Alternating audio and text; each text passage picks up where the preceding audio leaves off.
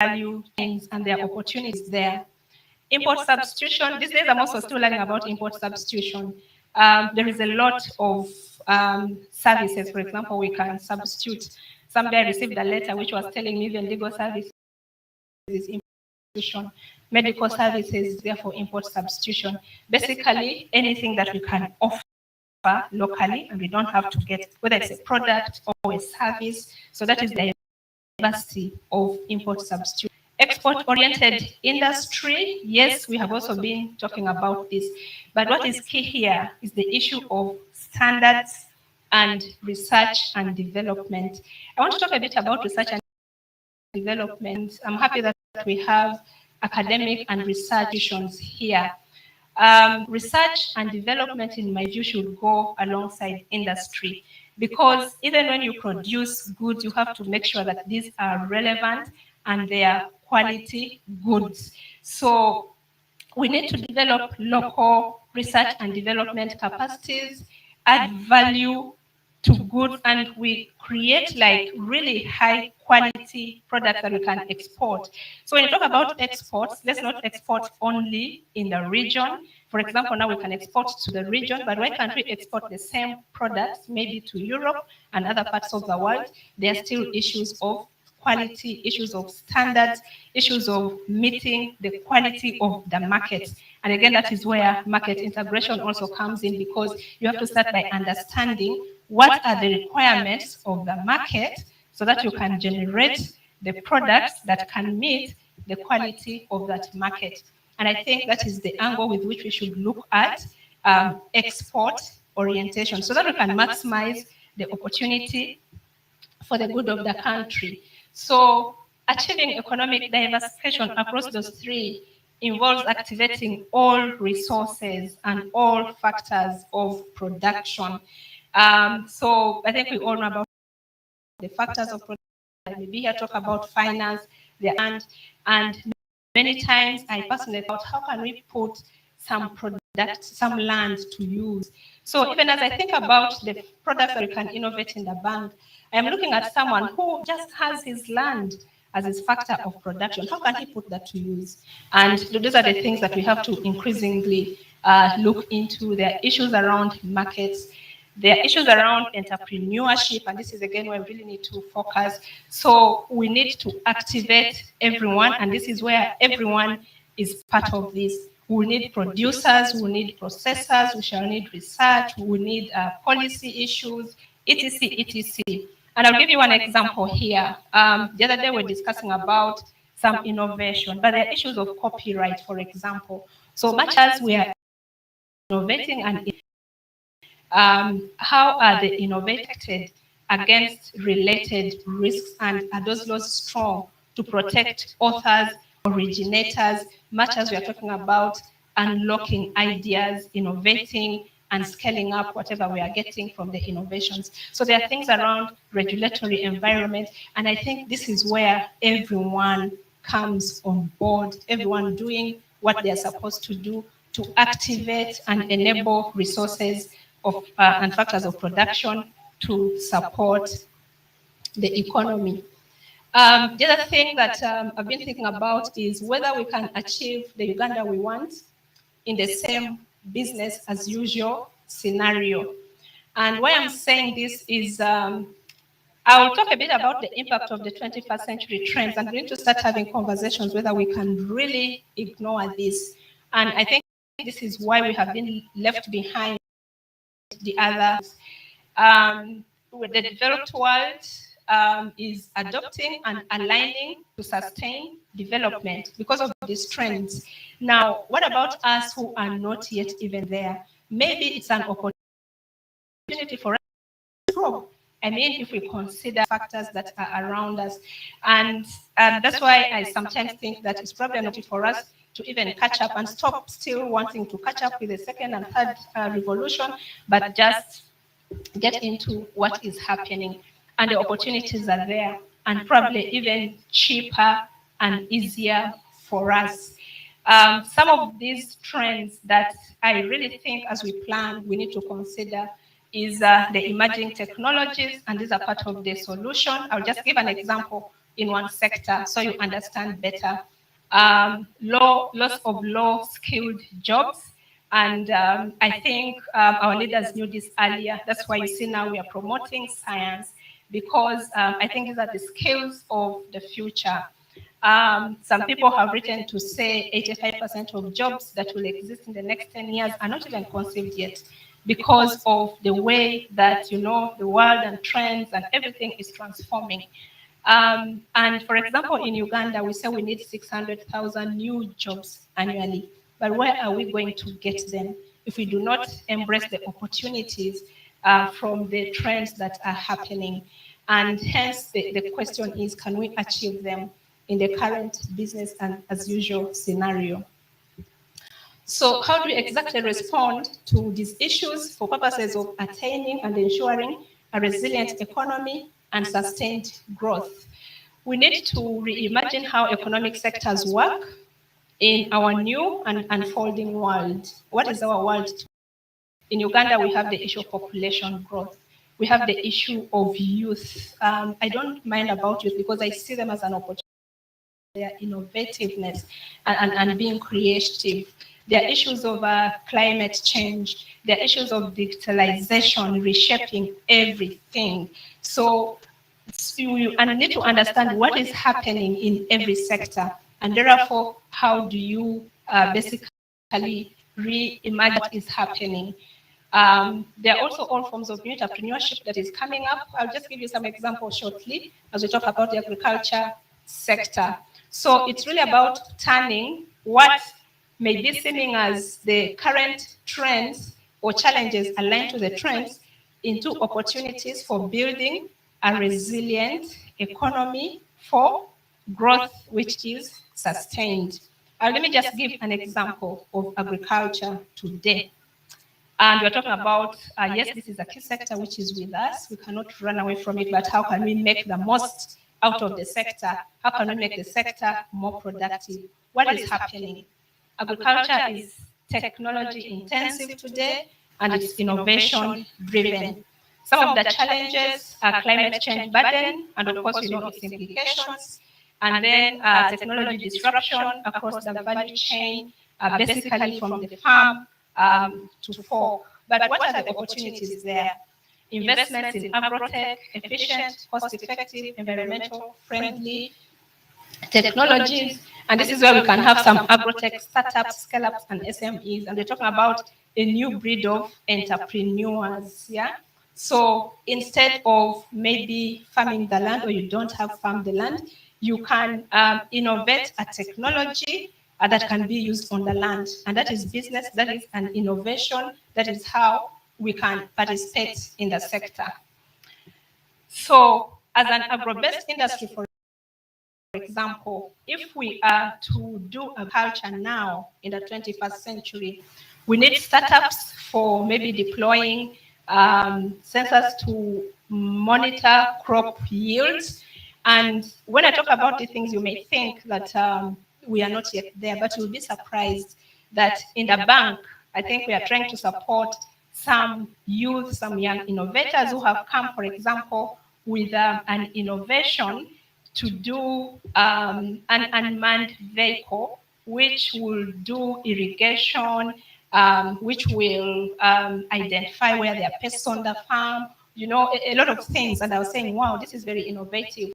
So if you imagine those kind of technologies deployed on farms, the cost of farming will reduce, productivity, you know, increases, the farmers benefit more, etc., etc. So just to show you an illustration. We need people to develop different kind of apps, and I keep on telling us that our youth of today, who we are blessed with, are not going to go on the farms the way probably we used to go, and our uncles used to go, and our grandfathers used to go. But they will be happy to manage maybe an app like Uber tractor app, you know, and that is an employment opportunity. Maybe drone experts for monitoring crop growth. And then we need SMEs for, you know, autonomous irrigation systems I've just mentioned about. So this is just an example of what I mean when we say we need to know and reimagine what is happening in our key sectors and what are the new opportunities that we can also begin to look into as we look at how to get the best out of the sector. The other one, I'll just talk about two, but if you look at energy, if you look at every sector, you need to understand what is happening and where opportunities are. Just in the case of manufacturing, if you look at the current state, we don't do a lot of recycling, let me just put it like that. But in the new economy, with issues around sustainable development and the SDGs, there's a new thinking around efficiency in production. It really means producing more with less materials. It is technologically powered. When you extract from our land, you produce, you use, you can reuse, and what you cannot reuse, you recycle. So again, that is manufacturing now, currently. So here, there are also various opportunities. Second-hand raw materials, for example, and this is an industry of the future if you follow trends. Give you an example. It's a digital world, and the world is even getting more digital. So we are all using phones, computers, and there are related wastes. As an example, the world generates 2,250 million tons of electronic waste every 30 minutes. And most of this ends in Africa. And of course, we don't want to kind of be a dump yard, yeah, for the world. That is a challenge today, isn't it? Which may look like a challenge. But look at the opportunity. What is the opportunity? It can be turned into an opportunity for generating second-hand raw materials, for example. And if you read what is happening, it is a fastest engine of job creation globally. We are talking about diversifying the economy. So what do we do here? Same issue, yeah? Same things that probably we are currently lacking, even in the current sectors that we are in. We need, for example, systematic collection, dismantling, recycling, generate some new materials from all those parts. So that is a business opportunity, for example, and it's an industry or a new economic opportunity. So that's just an example of what is happening in every sector. If you look at energy, there is a lot of opportunity there and opportunities to create jobs. So in the services sector, same thing. I've illustrated, so probably I'm not going to go into detail, but social services are being digitalized. We all saw, I think, issues like e-classroom. The other day, some university called me and they were saying they wanted so much money to develop infrastructure. And I'm saying, but are you also looking at the opportunity of, virtual classrooms? Do you really need all that infrastructure in this era? So those are the kind of conversations we're starting to have. Telemedicine, again, there is a company we are working with. So you look at their business model. Instead of, say, building a hospital, what they need now is different. Maybe they need some different kind of assets to be able to deliver their business in a more efficient way. Yeah, maybe distribution, kind of whatever means, as opposed to building, say, a fully fledged hospital, and then you can scale down what you need physically. So that is how new opportunities are emerging. Digitalization in the corporate world, driving efficiencies. For us in the bank, since COVID came, 2 years now, I think we have not had a physical board meeting, and we have not had a physical management meeting because we had to drive digitalization and make sure we remain working. So even though we have a meeting at head office set to consider business proposals, the officers who are responsible, even if they are coming set to Mbarara to visit a client, they can stop wherever they stop, join in the meeting, make their presentation, and they continue. So work goes on. So you can see how digitalization is driving efficiencies. Changing preferences of society as a result, demographic trends, we have issues of youth, innovation, we have a lot of innovation happening in the country. I am happy that the leadership is providing funding to see how we can support innovation. The models that we are now looking at is how do we commercialize those innovations, and that is how we are going to generate new industries which are homegrown. And then, of course, there are new sectors as sources of employment. For example, the creatives.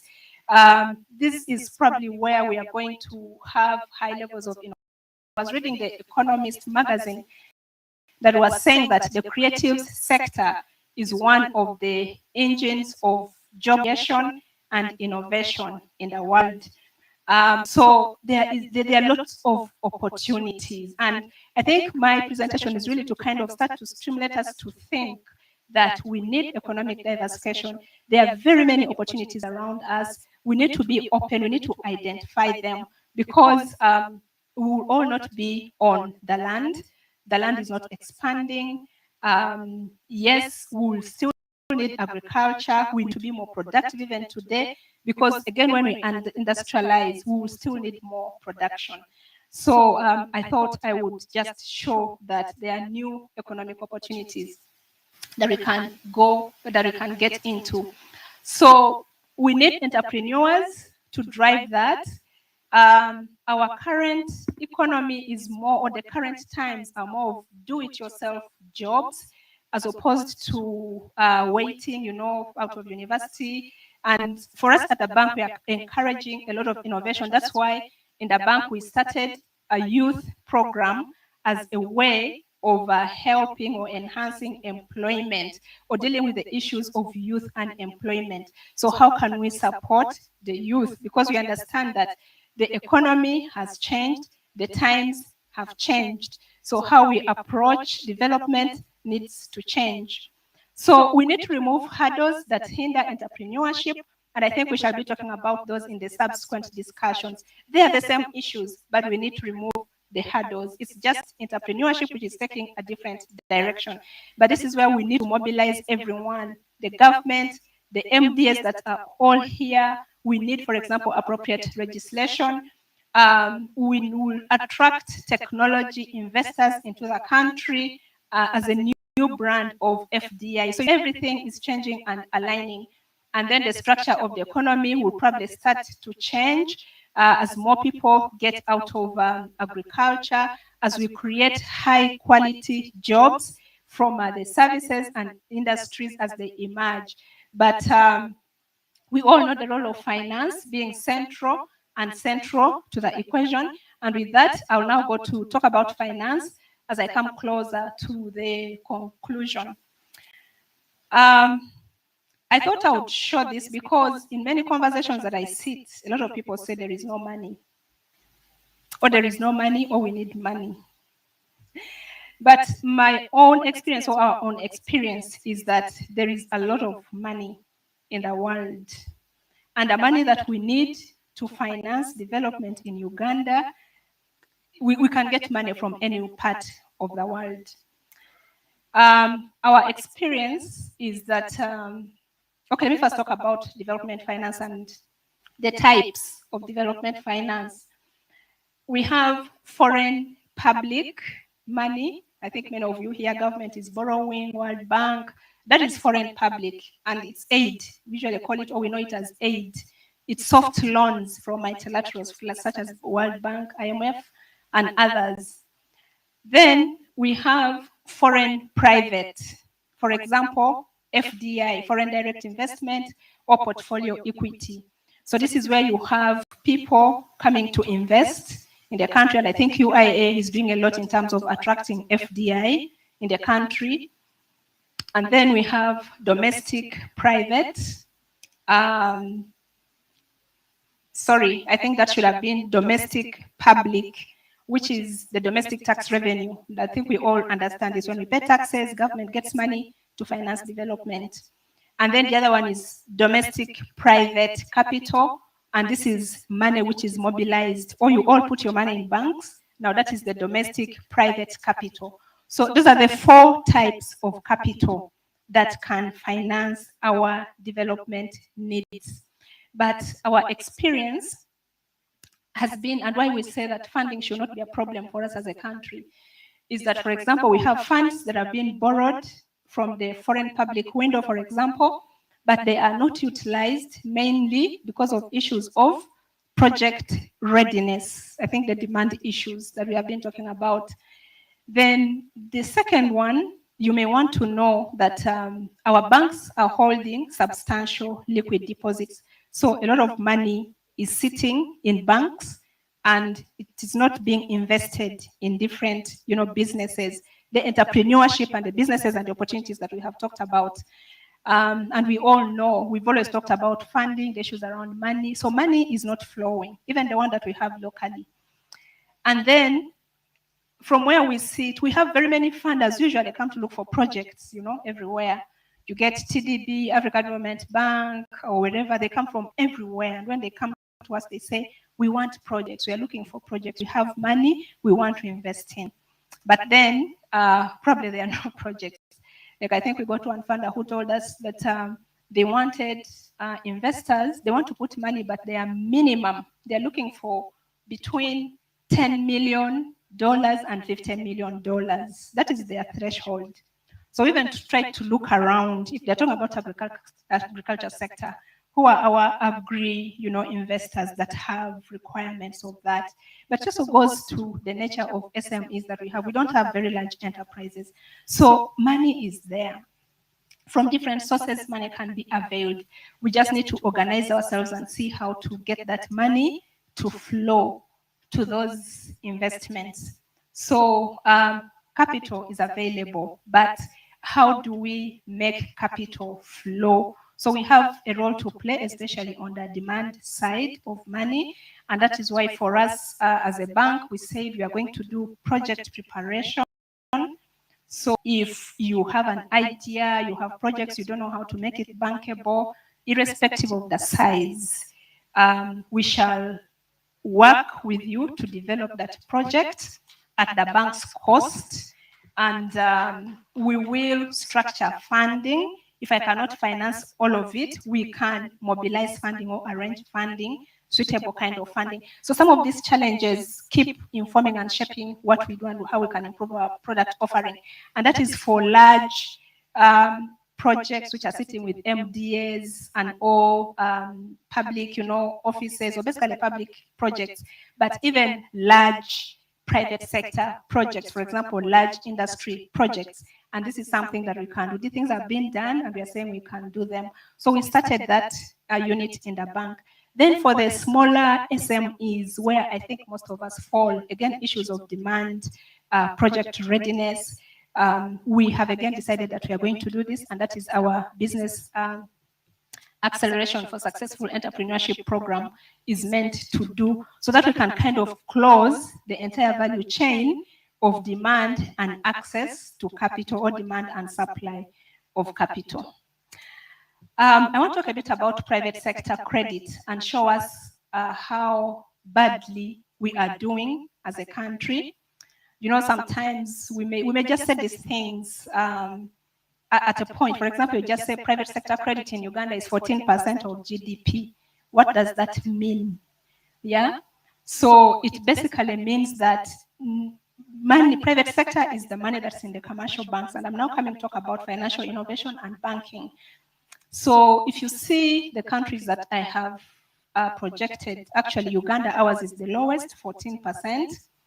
32% for Kenya. China is 182%, meaning that the amount of private credit which is in the economy supporting businesses to grow is 82% higher than the GDP of China. Same for Japan. Malaysia, you can see 72%. So really this means that there is money in the economy supporting businesses to grow. And that is the importance of capital. So without going through all this, you can see India is 54. Even sub-Saharan Africa, the average is 55. In Uganda, we are at 14. So basically it means there is no money. The enterprises are not working because there is no capital. So how do we expect to grow the economy? How do we expect to grow taxes? Because it's a private sector that does business, makes profit, and then we tax and then grow the tax base. So these are the fundamental issues. I don't know whether we have really looked at it, but we have to devise means of making money flow to enterprises, making money flow to the private sector, get money mobilized and deployed. And the role of banks, and that is really the role of banks, mobilize savings and channel savings to investments in the economy, not to mobilize and we sit with them, but we have to mobilize this money and put that money out. The banks, for example, currently have 27 trillion shillings of savings. So if we converted even more than 50% of that to the economy, then you see your private sector credit to GDP increases, you begin to see increased economic activity across all forms of enterprises because there is money flowing in. So the actions here that we have to do is to really mobilize more savings and channel those to investments. And I think this is where we all need to work as banks in the country. So from what I have said, you realize it's a huge task. And we need all resources for the good of the economy. Yes, we are trying our best in UDB, but maybe we cannot do it alone. I cannot have 27 trillion that is in the banks to unlock the 27 trillion to go in. Yeah, and then there needs to be mindset change, especially across all economic actors. And I'm also speaking as a banker, and I know how sometimes we think, so we need, as banks, what I've shown about private sector credit, the key role really there is for banks to channel that money. But the banks need to embrace what we are calling holistic sustainability, that we shall not only mind about our profits as banks, but how are we serving the economy, how are we serving the society, how are we serving the environment in a way that it is a win-win for all of us. Because we're talking about sustainable development, you have appreciated the role of money and the implications of having money grow. When you see these economies moving, okay, and seeing them developed, look at some of the indicators. Private sector credits to GDP ratio is 200%.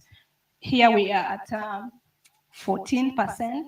So it even helps you to kind of see really there is little economic activity happening because finance is not flowing. So we talked about reimagining the way that we are working, sectors. I think as bankers, that also needs to happen. We need to reimagine.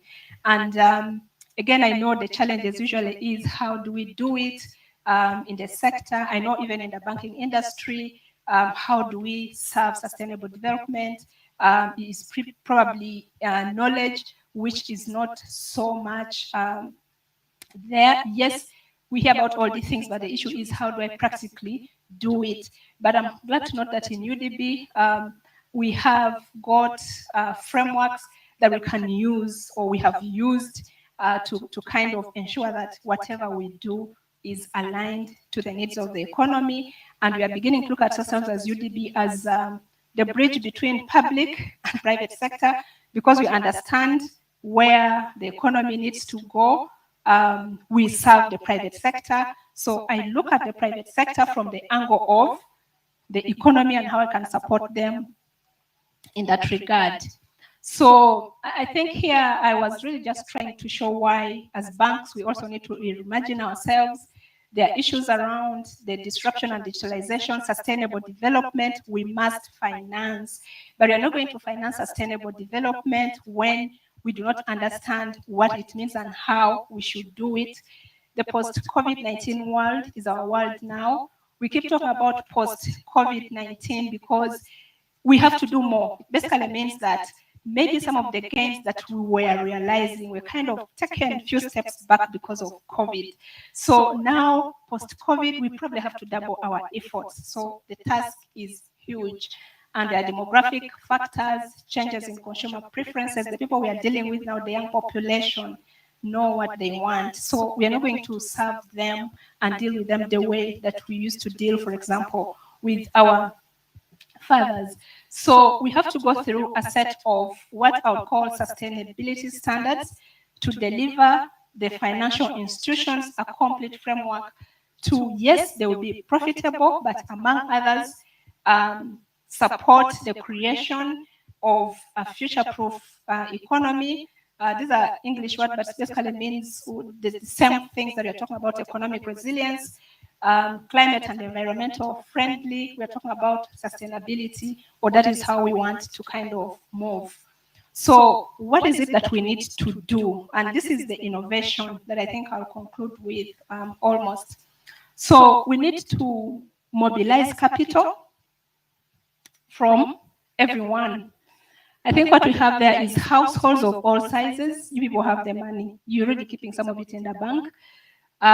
Government, public capital and investments, businesses of all types. We all have money somewhere, even if it's small. Lenders like ourselves, multilateral, bilateral, institutional investors in the country. We even have some group of, what do you call them, investment clubs, people mobilizing money, okay? Asset managers, donors, whoever it is, maybe you are whatever, a business angel. So those are all sources of financing. So we need to see how to mobilize all this money and then deploy the capital to enterprises of all forms. And mobilize the money from the sources that I have said. And we have a program and a platform that we are going to launch, which it's a digital platform, and to be able to match whoever has the money with whoever needs the money. And then that way we'll be getting a pipeline. And this is where we can work with the banks. We can finance directly, assuming UDB is the country hub. We can use other outlets of other financial institutions, depending on the type of funding, because also as a DFI, we can mobilize some money, which they cannot mobilize, but we can work with them to channel that money to the businesses. We can partner with them, and then they can also use the platform to channel their own funding to their businesses. So that is how we have been thinking about financial innovation and how we can get money to flow. We would need a social action where people get enlightened that I have my money and I need my money for this purpose. My money has to work for me. So there is transparency and everyone would know where their money is going.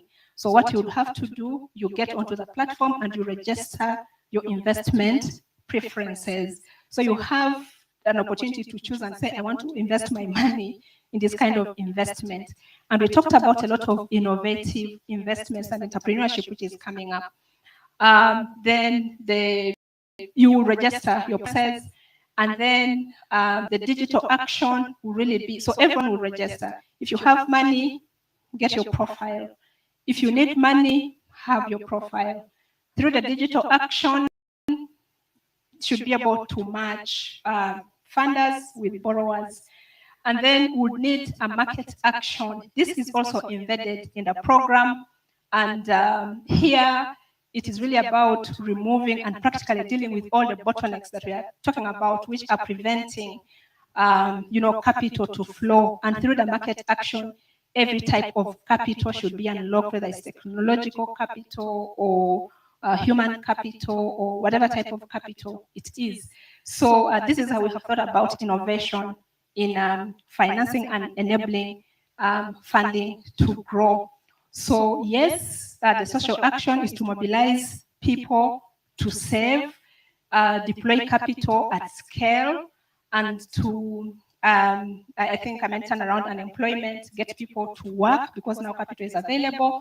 The digital action, as I've mentioned, is for channeling funds, using a digital platform. We talk about mass customization, so we're also trying to bring in mass customization in banking and in the flow of funds. And then the market action is for identifying, removing all bottlenecks. The end results of this should really be increased domestic savings, increased private sector credit to GDP ratio, and the impact it will have on the economy will be dealing with issues of unemployment, increased productivity across all economic sectors, because everyone, you're basically activating the economy. Businesses will grow. Of course, there will be more tax, revenue collected, and maybe we can start to see the structure of the economy change. So in conclusion, we really need to work together for one, even as banks, we need to come together to see how we can take this mission, I call it a mission, forward, because it's revolutionary. It will help us to focus on the same goals, even as players in the financial services industry. Most importantly, create even sustainable business models for banks.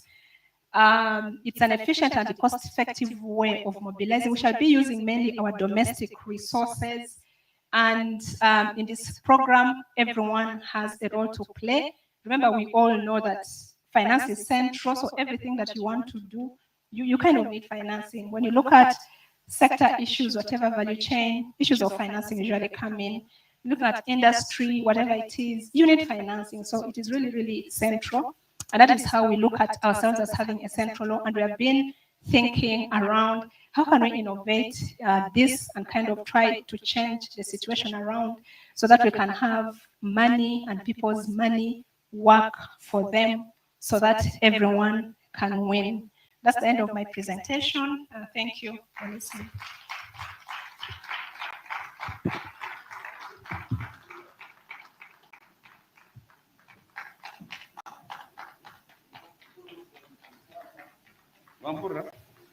I'm going to do it in 6 minutes. Ebyentaasa yihangu bicweka bibiri, by'obuhingi n'by'oburiisa. By'oburiisa na n'obuhingi kirebeka hati tukagiire omukukora tutunge sente tukiri akukorera okurya. Omuringo gwa kabiri ebyentaasa biri omu by'amakorro. Amakorro agutwine gakakirarire ngo okushanga nikozesa sente nyingi rukareeta ebintu bingi ebikubaasa kurugamu sente. Kandi ebyakarimagezi nk'ebya kompyuta byakagizire maani omu za factories ezitwine. Mbwenu kandi twine ebizibu bingi. Konka ebizibu ebi nitubaasa kubihinduramu eby'omugasho. Hati nk'ekyokureeberaho twine ebintu ebiri nka kasasiro, amacupa, ebyoma, ebintu bibaasa kukozesebwa kurugamu ebindi ebyakubaasa kurugamu ebindi. Oshanga oine nk'esoforiya eryaho ekuzire konka neebaasa kurugamu omusimaari. Kandi wakora ikorro nk'eryo niriheereza abantu emirimo. Nabwekyo ebizibu ebiriho noobaasa kubihinduramu eby'omugasho. Mbwenu tushemereire kukora ki? Ntwetaaga abantu abokubaasa kuteekateeka bakateeka n'omu nkora, abo twakweta entrepreneurs. Nooteekateeka ekintu ogaruka okiteeka omu nkora. Entrepreneurs twine okubayamba abuka biine ebizibu. Omwe tibiine sente, omwe hariho ebiragiro, omwe hariho emishoro etakubareetera kukora nk'oku bakushemereire kuba nibakora. Abantu abamwe nibateekateeka ngu tihariho sente z'okubaasa kukora ebyo. Konka nk'itwe aba UDB tureebire ngu esente ziriho. Hariho esente zikuruga aheeru ezikuruga omu bitongore nka za World Bank. Hariho esente ezikureetwa ba investor, omuntu akiija ati nkore yanshemeza ati nyenda kutayo eki. Hariho esente ezikuruga omu mishoro yanyu zikarundanwa. Hariho esente ezikuruga omu bashuubuzi. Mbwenu esente ziriho omunsi. Kandi tukaba UDB tureebire ngu ebizibu ebimwe abantu mbaguza sente konka abokushanga bateteekateekere barema kuzikozesa. Tushangire ngu omu banka hariho sente nyingi za banka eziri omu ihanga ziine sente. Kandi hariho abantu abokwenda kuheereza sente waba oine projekiti etebeekanisiibwe. Mbwenu eki tukakora ki? Twine twena kurundana esente ezitwine tukabiika eki bakweta savings. Derito aba banka ntwija kubayamba kurenga esente ezarundanwa zashanshazibwa zahika abantu boona. Omurimo gwa banka norundana esente oziine n'otaziine zoona ozirundana ozohereza omu bantu abakwenda kuzikozesa. Mbwenu kati obu turugire omu COVID hariho ebintu ebitushemereire kwegyendesereza munonga tukakora. Buri omwe weena aine akasente omu kubiika. Oba oine nkye, oba oine nyingi, oba ori omushuubuzi, oba ori wa politics, buri omwe arundana esente. Derito ntwija kubayamba abaza banka kureeba esente ezo okuzakubaasa kujanjara zikaza omu bantu, abantu boona bakazikozesa. Hati itwe tuza kutaho program nk'aba banka. Program egi erabayambe okukora projects zanyu mukazihandika gye tukashizuma kaboreke sente ezo okumwaka basa kuzitunga ezaruga mu bantu bona rero bwihanga ngiza kutunguka ombyetasya ebyobuhingi ebyamakorro nturugaho turi ndayidareri.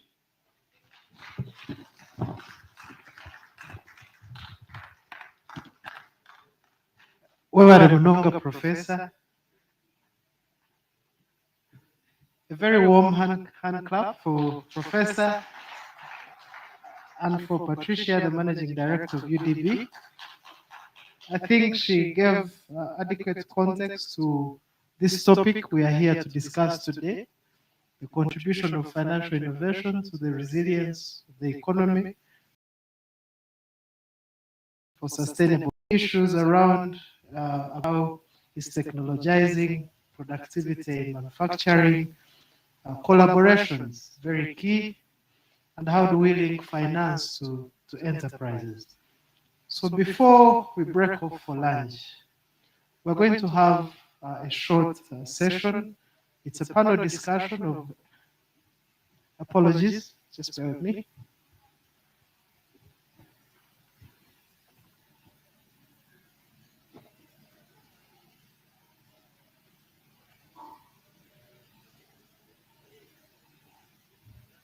So we're going to have a panel discussion of eminent personalities, and please join me in welcoming the moderator, Mr. Robert Kabushenga. He is a farmer, a renowned farmer in the country, a business coach and an executive. Thank you, Robert. And I'll request Robert to introduce his panel and then lead us in the discussion. I thank you. Thank you very much, Mwesiga. I don't know where you got that description of me. I'm not a peasant by any description. So, our chief guest, General Salim Saleh, distinguished guests, ladies and gentlemen, abajenyi bitu berizoba hato bumwatunga echo kwasamara. So mwelu mushitame muteberekane abokuba awunaza kuleta baraza kugamba uruvungu kusha. So mwitekateke kandi akushuko bwenje wota kwetegereza orondo muntu urayo yitegereza urunyankura barakugambira ho kace konka kuturaheze turaza kuza mu bibuzo. So ngwana wareba ngo uruvungu rwakurema obuze mu runyankore aho turamanye ngo aho butiya yitegereza ahubwo hariho umwabagambi aretegereza urunyankore uwo ndijo aragamba uruganda babiri nabo baragamba urunyankore konka mbwenu abantu bine sente bo baragamba ngo uruvungu. So mbwenu katubanze mu ruvungu rwe turebe kutwagaruka ko twikirizana. General, before I introduce the guests, I wanted to just make a quick comment about soil testing. I am sure you have heard of somebody called Dr. Catherine Nakalembe. Dr. Catherine Nakalembe can solve the problem of soil testing very easily. She has access to satellite technology which can do soil tests for all the soil in Uganda. As I speak now, she's actually doing a soil test for my farm through NASA technology. And she can tell you which part of your farm needs which nutrients and which one to irrigate and which one not to irrigate. So let's move away from people who have capacity to test soil and they sit with it in their offices. Actually, I was very upset. Instead of the other gentleman standing up telling us that he has that technology, you should have asked the man in Shema, when can we come and test your soil? But it's frustrating, you know. So what if you have the technology in your office? And that's why these symposia are very good, because it's connected. But Robert, the narrow, I'm going to defend the narrow. That the amount of knowledge that is at stock farm there, Yes. that is not outside that complex of narrow Mbazariti. I don't know why. Maybe you should ask them before you go into the panel, the Zungu, why the knowledge that is at the stock farm there. I don't know why they're storing it there when the consumers are here. Just give him a chance. Maybe is here panelist that man of narrow. Honor, General, Is that Mubarak or who? I am sorry I've opened a new discussion. Sorry, oh, they said the thing is interactive, but Okay. now. Now, kwenda chikezi, utugambire. Where do you want me? Gambire awo no muzinda. Now you're going to lose time walking this way. You talk from there. Good afternoon, ladies and gentlemen. The science which is done by NARO in any public agriculture research institute is intended for the farmer and other stakeholders. It is freely accessed. If we are well facilitated, we also take it through what we call outreach programs. Because we are always not adequately facilitated, we expect that the public and other stakeholders mainly can come and access it free of charge. I had prepared a presentation thinking that we would have a forum where we would make a presentation for the available technologies in the recent past and help to drive agro-industrialization and the resilience of the economy that we are talking about. Unfortunately, I'm not on the program.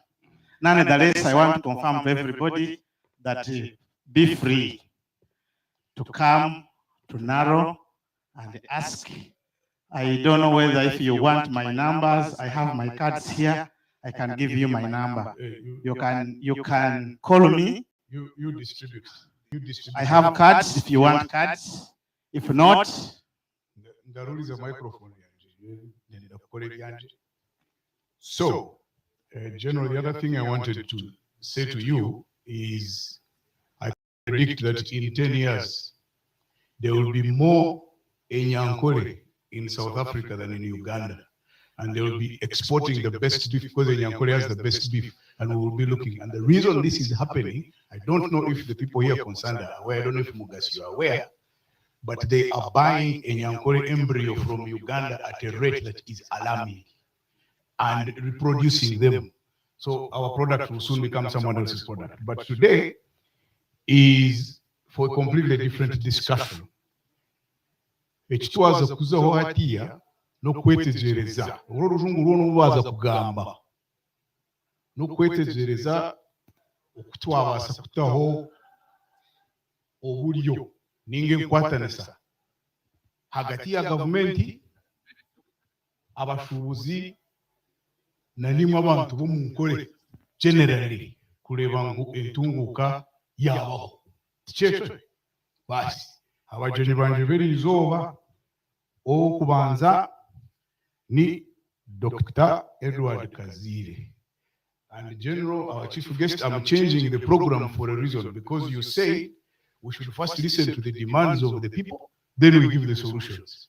So Kazire nwara abanze kugamba ashobora ebizibu byona kwaraheze hazeho Dr. Pamela Mbabazi, chairperson oguno muntu muhango munono National Planning Authority no wayino bwenje bwona bokumaraho ebizibu byeki kandi no wakunuye mwanyana no wahaliya Pamela Mbabazi tire no mujeni permanent secretary wenu karani wa permanent ile yakuzi Ministry of Trade and Industry. This is Ziradin Salih Busuru Aja. So mwena mwisha, you're welcome here. That's what I was saying. Please come and they see you. Kaziro Ruzungu ngwenu ohame ohamele chimwe. So I am going to request you, because of time, if you can kindly condense in 10 minutes. Then we can do question and answer, so because people can ask you. Yes, you all of you sit that side, because me the boss, I'm going to sit this way. So without wasting any more time, munchirize tuachire Dr. Edward Kazire oenenda chiki 10 uruzungu takata mulwinji uyijaba mtukulele.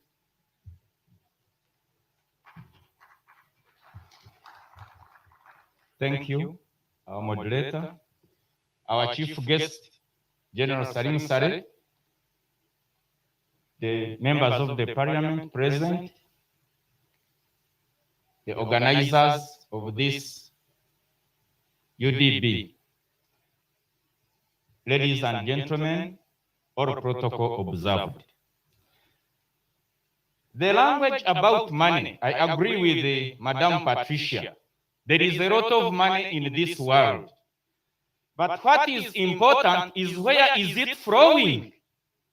Is it flowing towards your pocket or flowing outside your pocket? So that is another discussion that is very key. And if we have money flow to our communities, Uganda is agro-based. So if Uganda is agro-based, that's why I'm grateful to OWC.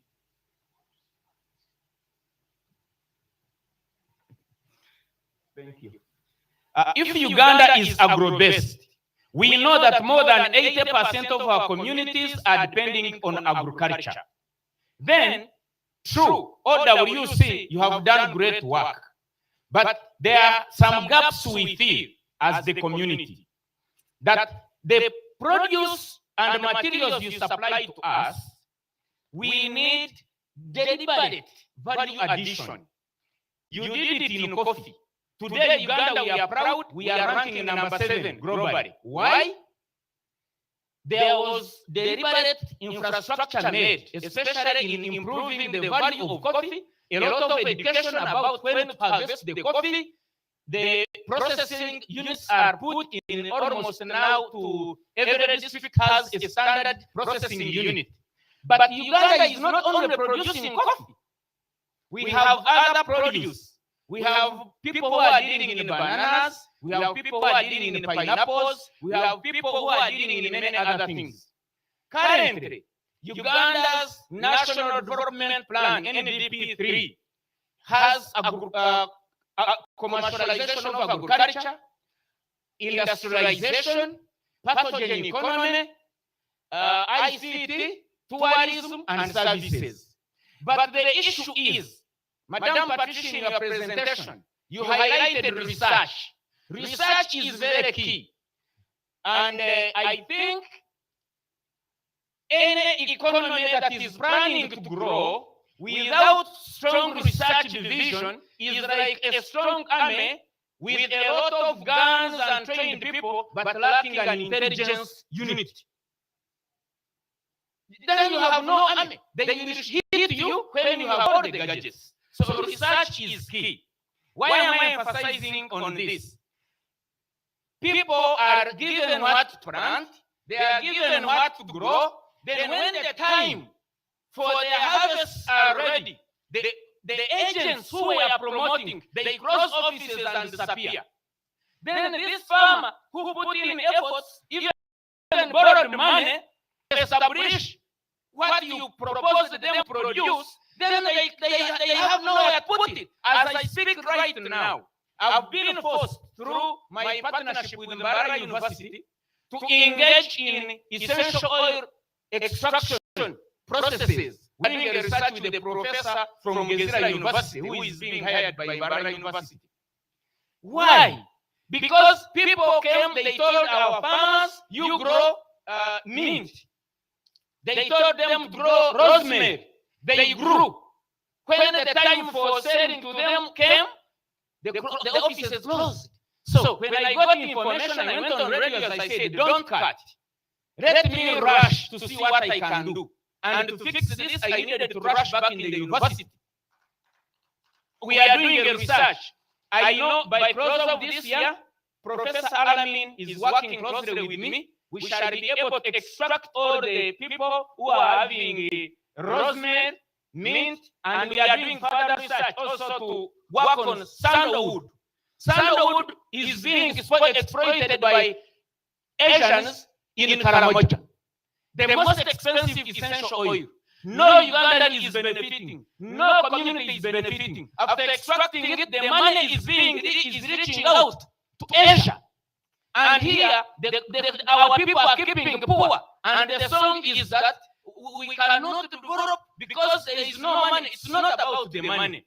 We want the deliberate laws and environment that is going to favor the farmer.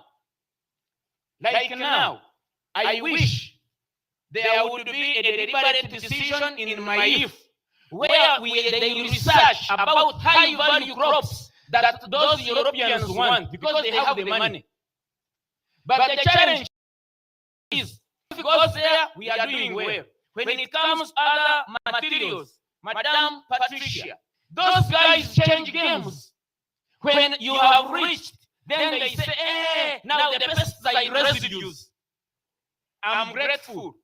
The Department of Pharmacy at Mbarara University, we are working on herbopesticides so that we hit that, we clean that confusion. When they say pesticide residues, we say we are organic. Research and development. So I want to be grateful to the army. You fight day and night, you never sleep well that we have peace.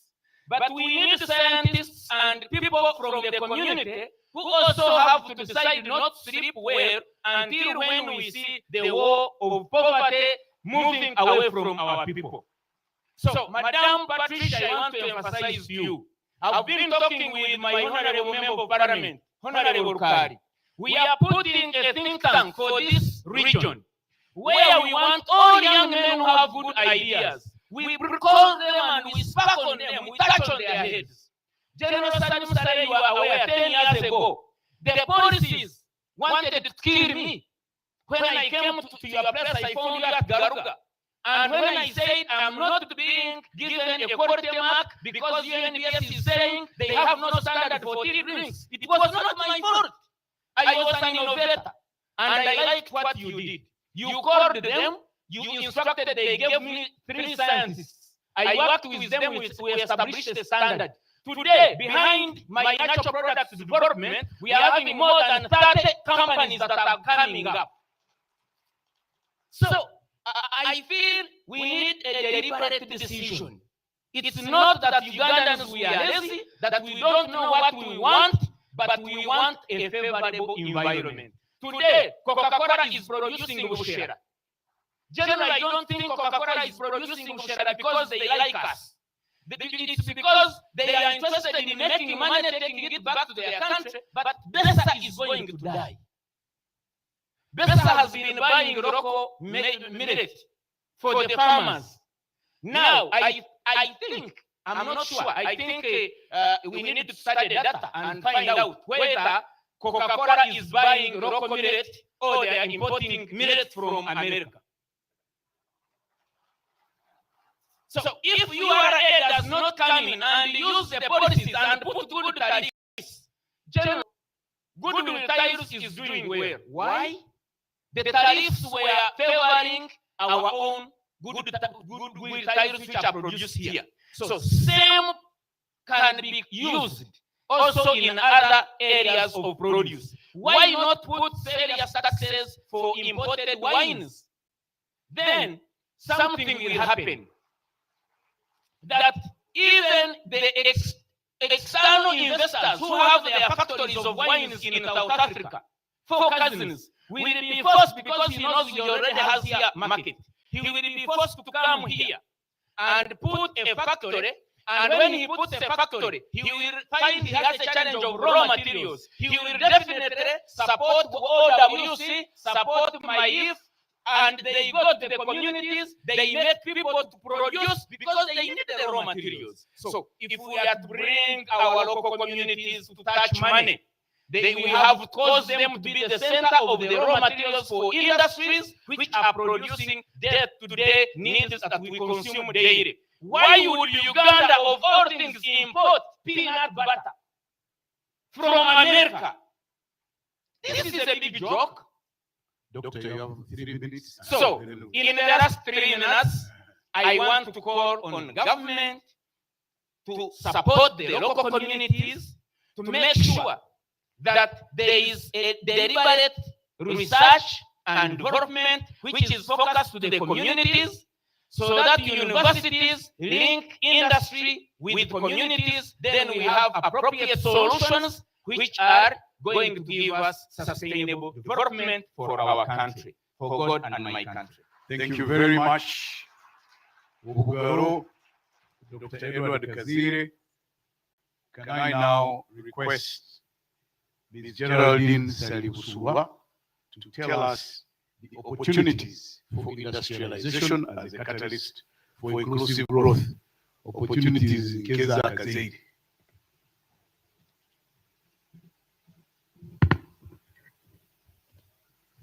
Thank you very much, Robert. Afande Salim Saleh, Honorable Robert Chukari of Ankole Mbarara City North. Thank you so much for having us.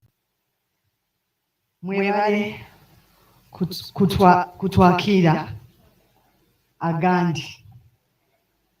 Amazina ganje ninye Geraldine Sali Busulwa. Ngezezaako bampadde 10 minutes. I agree with the people who say twogere mu nnimi ezaffe. Mine is Luganda. I'm still perfecting my Runyankore. So I'm going to mix so that you understand what I'm saying. See, not Muzungu like Mr. Robert Kabushenga said. I'm going to keep it very simple, just so that you understand what is important. And most of it has been said. Naye ebisinga ngenda kubyogera mu Luganda.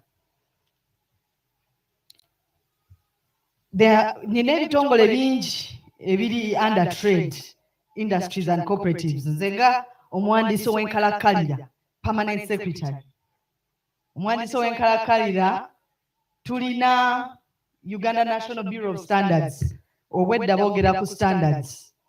Ekyo kintu kikulu nnyo, kubanga when we are talking about exporting, all this is very important. And let me just break it down a little bit more. For example, in Kenya last year, KFC Mnajimanya, KFC, they ran out of potatoes obumonde. Ne bagamba nti we cannot buy potatoes from the local in Kenya, our next door neighbor wano Kenya. So the farmers there had excess potatoes. The potatoes were rotting every single day. This man from KFC said, I am bringing my potatoes all the way from Brazil. Bebamani standards zange. They refused to buy the local potatoes. Why? For us in our language, this is all potatoes. You just see cannot that's finished. For them, their potato is grown at a certain pH, and that is where the man from Narrow comes in. Their potato is grown at a certain pH, and it is grown in a certain climate, which is frozen, and it is grown to a certain taste, and it has to be consistent across the whole world. So when you taste the potato in Kenya of KFC, it will taste exactly the same as the potato in Uganda, in North America, in South America, in Asia, you name it. That is what they mean by standards. It is not just bring. And that is where we must master. That is it is the fundamental distance between us and the global markets. But we have everything. We are gifted by God.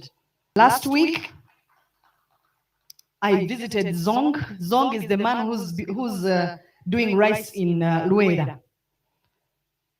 This man said that we can actually manufacture. They have identified, China has identified that Uganda is the only country which can manufacture its own rain. The man said it and I shuddered. Said, first of all, this country is so gifted, they can even manufacture their own rain. So they can even have as many seasons as they want. Can you imagine a Chinese man telling you this about your country? And then I looked surprised, of course, as we always do, Ugandans. But we have potential, we have God-given potential, which we have not exploited to the maximum.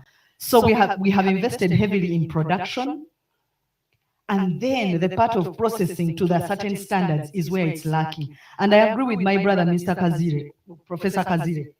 The whole thing about standards is very important because UNBS, they can actually take about three to 6 months clearing a product. And I'm glad that they are coming here tomorrow to speak. They are on the agenda.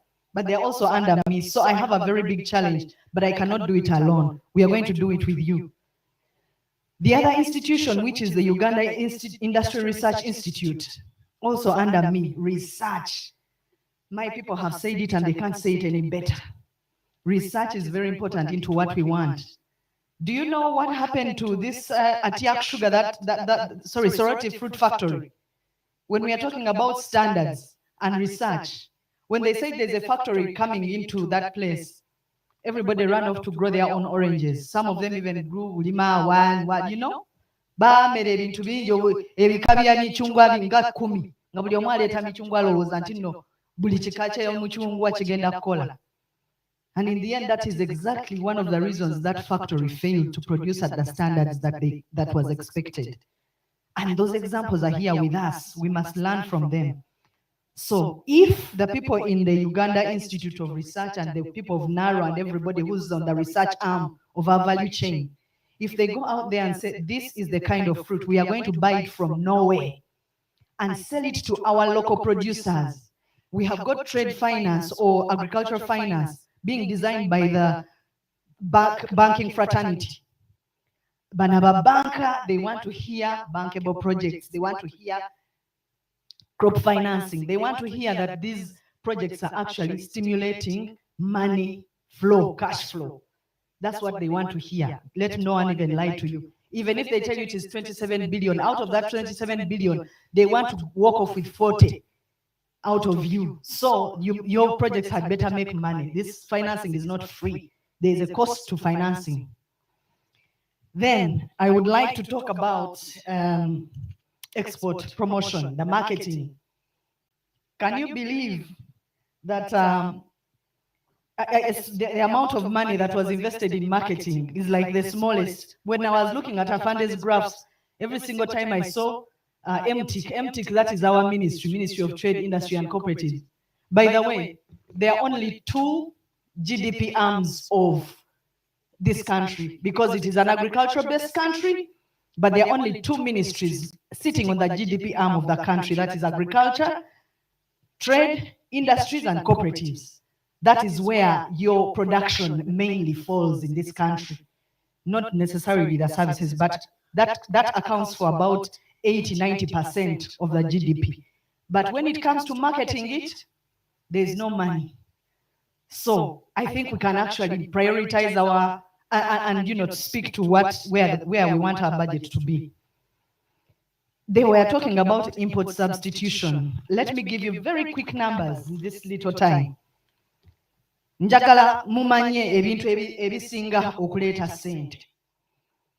These figures we actually looked at Uganda Revenue Authority, ekitongole ekiraba sente, ekikuŋŋaanya sente. Bagamba Uganda's imports are increasing. Sorry, the imports. So the money that we are bringing, the things we are importing in are increasing.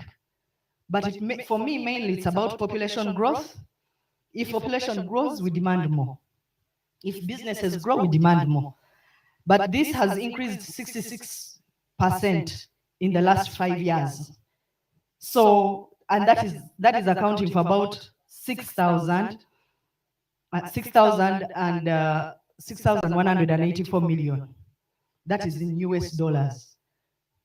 Now, if you look, 4 minutes. So if you look, I also have a watch. So petroleum products, we are importing a lot of petrol. We have a potential in the Albertine region to actually produce our own petrol. Cars. Someone talked about having car showrooms every city. Then iron and steel. You people, we have iron and steel in different parts of Uganda. We have steel in Kabale. Mr. Kabushenga, take note, I know you're from there. But we are importing a lot of steel, yet we have got reserves in Kabale, Chisoro. We have reserves in Mbale. Yeah? We have reserves in Sukuru, Tororo. And moreover, the ones in Tororo, it's magnetite. It's a high quality iron ore. And then we even have hematite in Kabale as well. all sitting in your place. So maybe you might want to hear some more, Mr. Kabshenga. And all this we are not exporting, and we are not creating jobs out of it. So it is we are shortchanging ourselves. Maybe there's a disintegration of markets, knowledge, I don't know. But the Uganda Investments Authority should have been here as well. And my call is that Uganda Investments Authority puts across a catalog of import-export substitution, what Ugandans must be investing in. Because when they have this catalog, Ugandans can self-service on themselves and say, you know what, there is a gap in steel and we have it here. What can we do as a country to increase that production? We have to have a deliberate mechanism to match the markets and stakeholders on the value chain. Then the other thing is medical. You people, do you know that I still have people who order for cold cap and flu cap from Uganda, where I used to work, Nakolanga Bweru, and I used to order my flu cap from Sipla here. And I used to share it with my friends whenever the flu was too much. Claire Dishington and all those people from Her Majesty's, they still look for me to send them those drugs. But nobody is exporting it to Britain officially. But it is the best drug we have for flu. So we have medical pharmaceutical. And it's the same thing as medical tourism. When you're talking about tourism, it's not just going to enjoy it under the palm trees on the oceans and things. We also want to have, because we have all the doctors, very clever people here in our country, and we are exporting them to other countries to go and work. Yet we can actually create the hospitals for them here.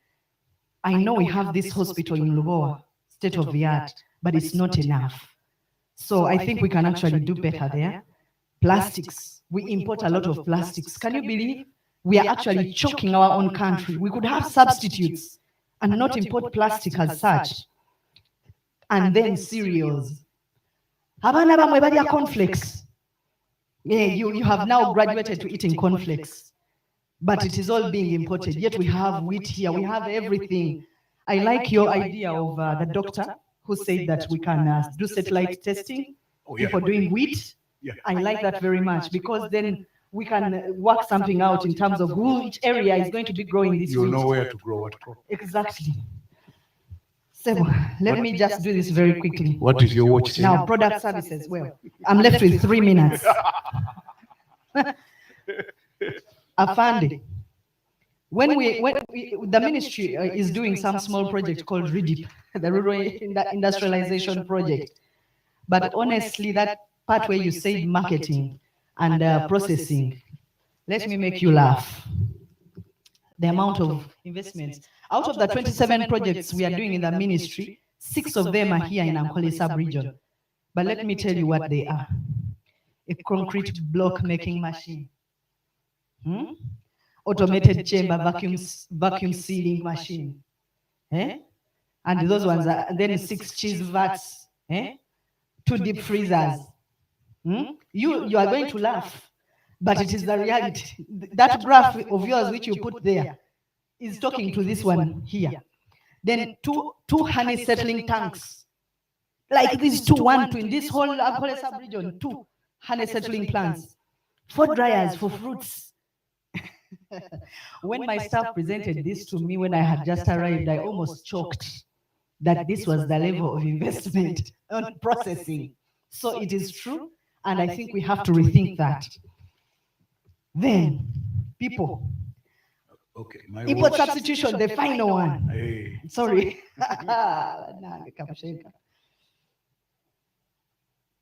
Quality management systems. Now we have to do precision thinking. Precision thinking, we have to position ourselves very well. I want to leave this thing about industrialization. Ankole, you are one of the cities with a lot of money.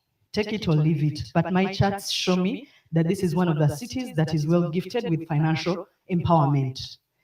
Have a turnkey industrial park. By turnkey, I mean that the industrial park is actually ready to use, and it could actually be our test. It means that when the land for the industrial park is cleared and we put in the utilities of electricity and water, we actually build the actual factories ready to use. So when investors come, they don't have, they have a lead time which is now removed from looking for land. All the bribing that you need to do with the LC1 commercial office. You people clap for that statement. You have not even clapped. Maybe they never understood it. Professor Mheleza will help me translate Turnkey Industrial Park in Runyankore. It's not there in Runyankore. Turnkey is not there. Robert Kaushenga is very clever. I'm sure he can help with this situation. Echigwire. Now, that one, we want to try it here in Ankole because I know you have the capacity. So you build the industries and you bring it, and then that means the investor does not have to hustle looking for land, looking for Umeme, looking for Namunagani, National Water, and everyone. So they just come in, the financiers are there, wanting to sink in 27 billion. So you have got zero time to production. You start producing and we start marketing for you. I thank you very much for God and my country. Thank you, Geraldine. I am sure that Dr. Pamela Mbabazi will deliver exactly the same message. So, can you please take the podium? I have a special message for you from my friend called Bruce Venywanira. So, anyway, but please take over now and explain to us what the enablers and opportunities are from government. Okay. Thank you very much, moderator. How come my voice is? Hello. Yeah, this is better. I'll use this. Thank you very much, moderator. Omujeni wito mukuru Hassan Bijakunsa sarabo kuba naza kugambura Nyankore nimbasa kuba sibyaho hano so nani mbashaba munyikirize ndafusiyeho speed omujungu kugira ngo tubase kubona ubwire bwo kuganira konka ego omujeni wito mukuru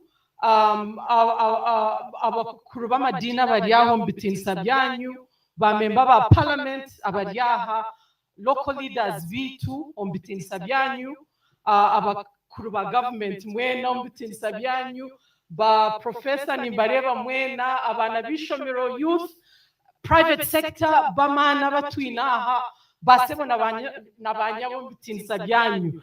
So I really would like you to allow me to speak in English and really get the message across.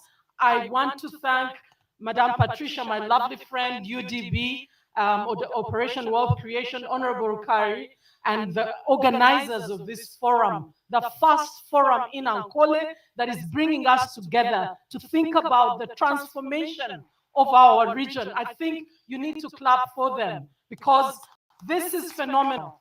I have, since I joined government, have realized that if we can come together as a community, as a region, we can make things happen. I think many of the lamentations that have happened here are things we can deal with.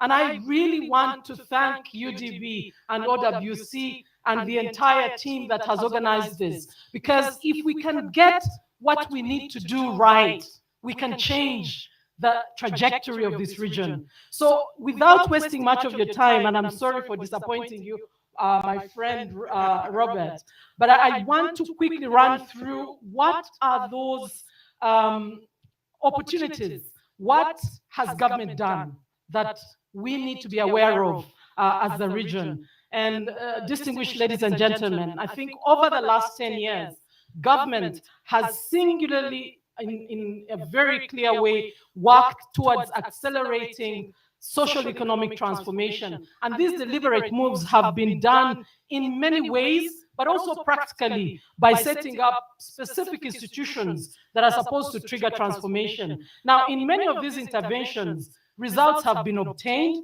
and there is very clear evidence of this transformation. And what we've learned from the interventions of government is that actually, if you mobilize the right players, if you provide these players with the right resources and you provide that conducive environment, society can transform. But also, one of the key things that have made us wake up I think, as a country is the COVID-19. And I want us to look at it positively because the entire world shut down. And this sort of got us thinking, as a country like Uganda, we need to fast track our industrialization. And I'm happy that most of the previous speakers were talking about what do we need to begin adding value. A lot of production is being done. A lot of cultivation is happening here in Ankole, but what do we need to do to kickstart that industrialization? And I think that Madam Patricia mentioned about the economy, where we want to go. And we all need to have that desire. Where do we want to go? And I think she rightly pointed out, and General, you mentioned that we are moving towards developing a modern, self-sustaining and integrated economy. What does this mean? In the case of our NDP3, we have articulated 4 key sort of objectives that we want to get to. One, we want to ensure we promote a profitable and vibrant commercial agriculture. We cannot gamble anymore. We have to be very, very deliberate. If it's Ankole region, if you want to be known for the Ankole cattle, you cannot gamble anymore. We need to be very deliberate in determining which are those commercial farmers of the Ankole cattle and really invest in that area. We need to think about the manufacturing sector. Madam Geraldine talked about the industrial park. That is a given must. If Ankole is going to industrialize, we have to sit down and agree. How are we going to get this industrial park up and running? We cannot gamble anymore. The service sector is very important. It's an enabler. I am happy Honorable Rukari talked about the restaurants and hotels that are coming up to promote the tourism industry. That as well, if Ankole wants to be known for that, let us pick a few value chains and deliberately work through it. Another area, because we're in the 5th industrial revolution, we cannot avoid talk about the ICT sector. Where are we positioning this in Ankole? So those 4 areas are very pertinent, and we need to deliberately, as a region, agree on how we are going to pass through this. Now, I want to touch a little bit on why do we industrialize. Of course, you very well know, ladies and gentlemen, that as a country, we have continued to export raw materials, and this fetches very low prices. COVID has shown us if the world closes, we need commodities. So we must deliberately think about what are we going to produce. And the only way to think about this is to think industrialization. Now, as a country in our NDP3, we have specifically worked out export promotion over the next 5 years and import substitution. And I think the previous speakers did allude to this. We must create jobs for our youth. It is industrialization that will do this. We have to increase demand for our inputs produced by agriculture, and we must industrialize in that case. We need to have a healthier trade balance. The reason why Ministry of Trade is not getting its resources, we are not getting a balance in our trade. We need to industrialize to be able to do this. We need to ensure that our labor is productive. So we must make sure we deliberately set the conducive ground for us to industrialize. But what are those opportunities in agriculture in this region that we really need to be thinking about beyond what has been talked about? I want to remind us that in our NDP3, we have specifically indicated 18 different agricultural commodities that this country can produce. But again, the National Planning Authority is working with the Ministry of Agriculture. We are doing a review of what will be grown potentially and supported deliberately by government in this region to ensure that we get it right. We cannot gamble anymore. We want to make sure that the soils that you have now are able to promote a particular commodity that will then create a particular niche for the region. And this, I think, will put us on the right track. Dr. Kazira, you did mention very rightly that R&D is key. We have to do that. And I think His Excellency has been very resolute in ensuring that we have a Ministry of Science and Technology specifically to ensure that we get it right. The entire value chains of the commodities that have been selected will start with research and development and moving through to production, to processing, to marketing, to ensure that it's from the field to the table, and this is being done deliberately. And we want your engagement in this. You're on the ground, you know what is happening, and these conversations must continue. I know you're pushing me to move faster, but I wanted us to focus specifically for the region. I haven't said anything yet. You're very aware, you're very much aware that a lot of investments are going on across the country, but I wanted to draw your attention specifically to the market. And I think, General, you mentioned this. As we decide on the commodities that we focus on as a region, we need to be thinking about the market. You have a market in the DRC. I would like to challenge you. What is the business community in this region doing to prepare themselves to penetrate the DRC? You cannot allow this to happen as a by the way. Companies, organizations, as far away as Nigeria, as far away as Kenya and Ethiopia, are already organizing their private sector to come and take advantage of the DRC when Uganda is opening up the roads. I think you're much closer, we are much closer. Let us work together in ensuring that we develop key commodity chains that can penetrate this market. Now, the percentage, in terms of manufacturing, I want to remind us that the percentage of manufactured goods in our country to total export is only 15%. So we're doing very badly with manufacturing, especially if you compare to a country like Germany that is about 72%. And we need, again here, to really think very seriously. Over the next 5 years, what does this region want to be known for? What do we want to focus on? You can't keep touching everything and anyhow. We have to sit down and agree. And I'm happy that this conversation is beginning now, because I told Honorable Rukari and I was getting the rest of the members of parliament organized. We finished the development plan. We finished the program implementation action plans. We must work on a regional development plan in order to have an integrated and self-sustaining regional economy. There must be some deeper thinking of the kind of commodities that we want to focus on. And I really want to present NPA. I have one of the brilliant, some of the brilliant minds in this country. It is our job to help regions come up with these plans, and I would love to offer National Planning Authority to help you in formulating a plan that will get you to really begin adding value to your commodities in a very deliberate and systemic way. Now, I'm going to focus now on the enablers. And allow me, Robert. Geraldine's watch says you have 3 minutes. I will quickly end there, because I've talked about briefly on the opportunities and commercializing agriculture, and particularly in manufacturing. But what are those enablers? And this I want to really bring in the guidance that His Excellency has really shared with the nation, in particularly understanding what are those bottlenecks that would affect a region like this to achieve what I'm talking about. And here we need to deliberately look at land in Ankole.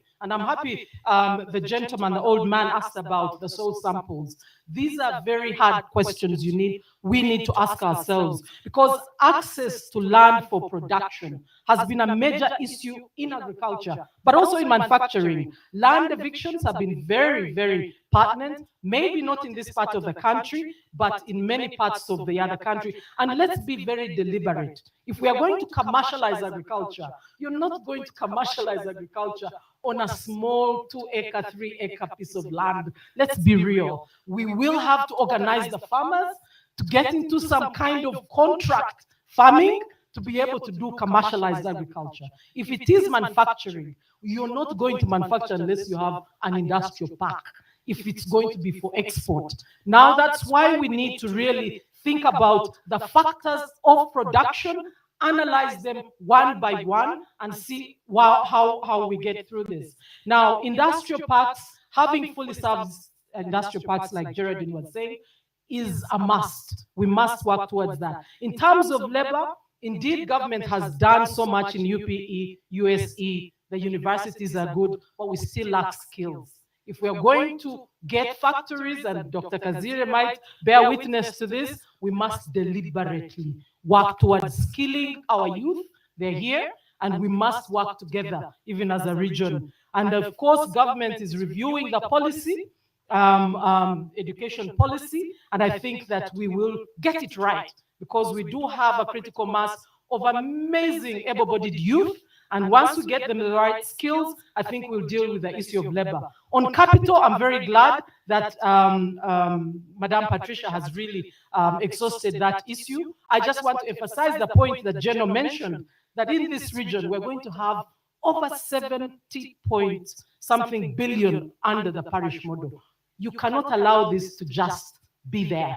I think you need to deliberately, as the private sector, begin to think deeply about how this capital will be utilized for productivity and transformation. Entrepreneurship is also another factor of production that you cannot just ignore. We need to think as a region, how are we dealing with this bottleneck? And I think that in terms of what government has done, I think there has been a lot of trainings that are happening, but we need to partner more. Incubators that are being set up here, we need to be very deliberate in ensuring that we don't do things haphazardly. The issue of markets, I'm not going to go there further, but I wanted to, 5 minutes, yes? I was saying finally. Finally, give me 2 minutes so that I conclude. The issue of markets, I think Geraldine has mentioned, there is a lot of market. We need to be very deliberate, because even in the case of the Ankole cattle, there are so many products that can come from it, truth be told, but there are also different markets that we commodity. We have bananas. Bananas, again, can make clothes, can make paper, can make all kinds of products, but we need to segment these markets. And with the African Continental Free Trade Area, I think everything is happening. Finally, knowledge. I think that we certainly cannot do away with research and development. And this is what we need to focus on, partnering with universities, as Dr. Kazire mentioned, but working together in partnership. One of the major challenges that is stopping us as a nation, as a country, from progressing faster is the failure to work together as one community. And I want to challenge us as Ankole. I think we can move beyond the specifics and deliberately see what is it we can do together to make a difference. In conclusion, I think government has adopted a policy of import substitution and export promotion, and I think that if we are able to link the sectors, making sure that we understand the bottlenecks around the factors of production, address them in land, in labor, in capital, in entrepreneurship, in ICT, I think we will move a long way. I think government has provided a numerous number of enabling environments that can facilitate transformation of our region. We need to deliberately agree to work together. No single district, no single parish can make it happen. There has to be some integration, and we need a regional development plan for us to move systematically and make a difference. I thank you, and I hope I'll answer your questions in the Q&A. Be blessed.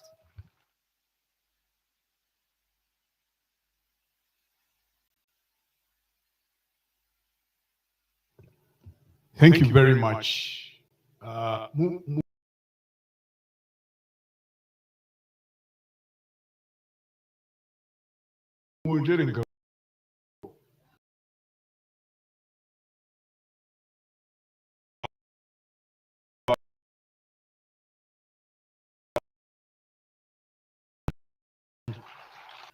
Because there is a saying in Unyankole, ngu ahole vero mukama. Patricia, ask somebody next to you to translate for you. Ahole vero mukama. So these people of Kore, it is one where they come. So hati ogunomugisha gwanyu ebizibu byanyu byona byentunguka mutakaleta biriye bindi byentunguka kusha nibyo twaza kusama hatiya. So I will ask for a few more minutes, and I think the way we should take this conversation is to avail these two microphones. Let the people from the business community of Nkore come, and in 2 minutes, each one says, my problem is industrial park, ebyanjene gari, undije byoma, omushoro, nenji. Bamemba ba parliament atmwaza kuna, because you have your parliament there where you can talk the whole day. Today, the parliament, ne yabantu babutosha. Bagambe bizibu byabo, byona bigweyo, then turuga. Whether you answer the questions or not is another matter, but at least let the people feel that they've laid out the things that they want. So Robert, yes, please.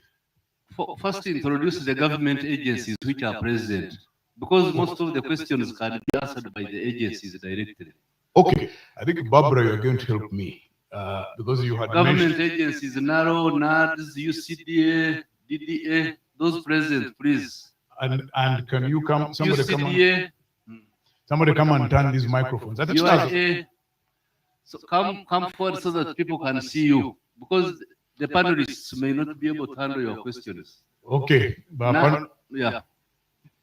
Please come forward if you're a government agency. Mujaho misho balevi mukira kweshere koko mu masuti ganyu na office zigumire kuturi kwija mutubinjira gate to an appointment. Apple is for UCDA. UIA, Uganda Investment Authority. Please mention your organization in full. Muiona masika abantu babalevi. Because they can't. Okay. Nyuma mazina ndika mugisha Apollo, Director Development Services mu Uganda Coffee Development Authority. Echo nichimara. Utakagamba bingi. Just you and your organization, because I want. Meanwhile, abalenda kugamba emikono higuru. Kumwa babingi. Please continue introducing yourselves. Dr. Harry Chironda is my name. Director of Research, National Cultural Research Organization, currently leading the Mbarazona Cultural Research and Development Institute. Okay. Dr. Chire Andrew Mwebaze from National Livestock Resources Research Institute, NARO. Okay. Atwa Dennis is my name. I'm a dairy inspector with Dairy Development Authority, located here in Southwestern region, Mbarara. Thank you. And Martin Mahanji, Uganda Investment Authority. Next. Mildred Barunji, Uganda Development Corporation. Alex Anganya from Uganda Registration Services Bureau.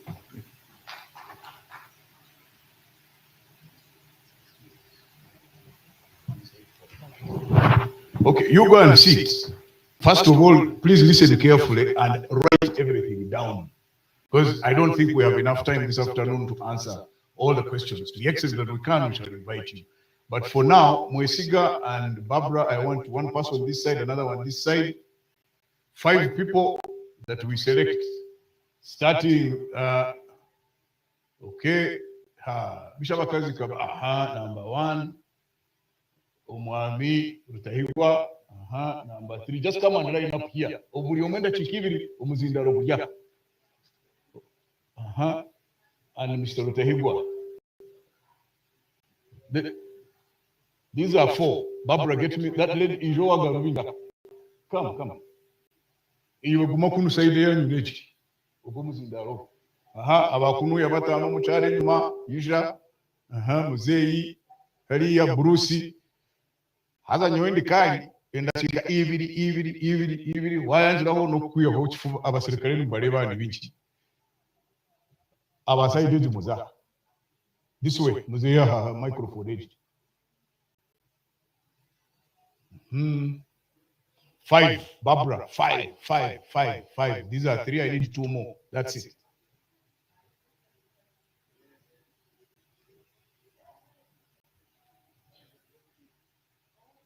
Only Fine. Now we're going to start. Aza mutakazo muku kusima manyaba apart direct. Mbozi taroish. Gumiza mahati. My name is Amujis Kellen. I'm from Bushenyi, Director Good Nasalan Primary School. Of course, when I heard that UDB, they could give us some money, we are very hungry after 2 years. We have had loans, and these loans have really multiplied. Just as they are saying we could get money from the bank, we don't know how we are going to do it because we have the other standing. We are trying to pay when they opened, but things are not working out. Then my other request is all these organizations that are putting in efforts. Thank you very much. You are trying youth, you are trying that. But we need to have a special measure for gender issues because land being a factor of production. And here we have husbands who can even sell your land. Today you've been in the garden, tomorrow you find somebody else that it has been sold. You don't know what it can be when you are trying to look for justice. It happened to me. I almost cried and said, justice in Uganda is so expensive, or it's not even available. I had to buy the land. I had to look for money in COVID time. Now the loans are on my neck just because I'm a woman. Okay. Thank you very much. Thank you. This side, Bruce. Yenda chika ibiri ndikuzivalira hanuya.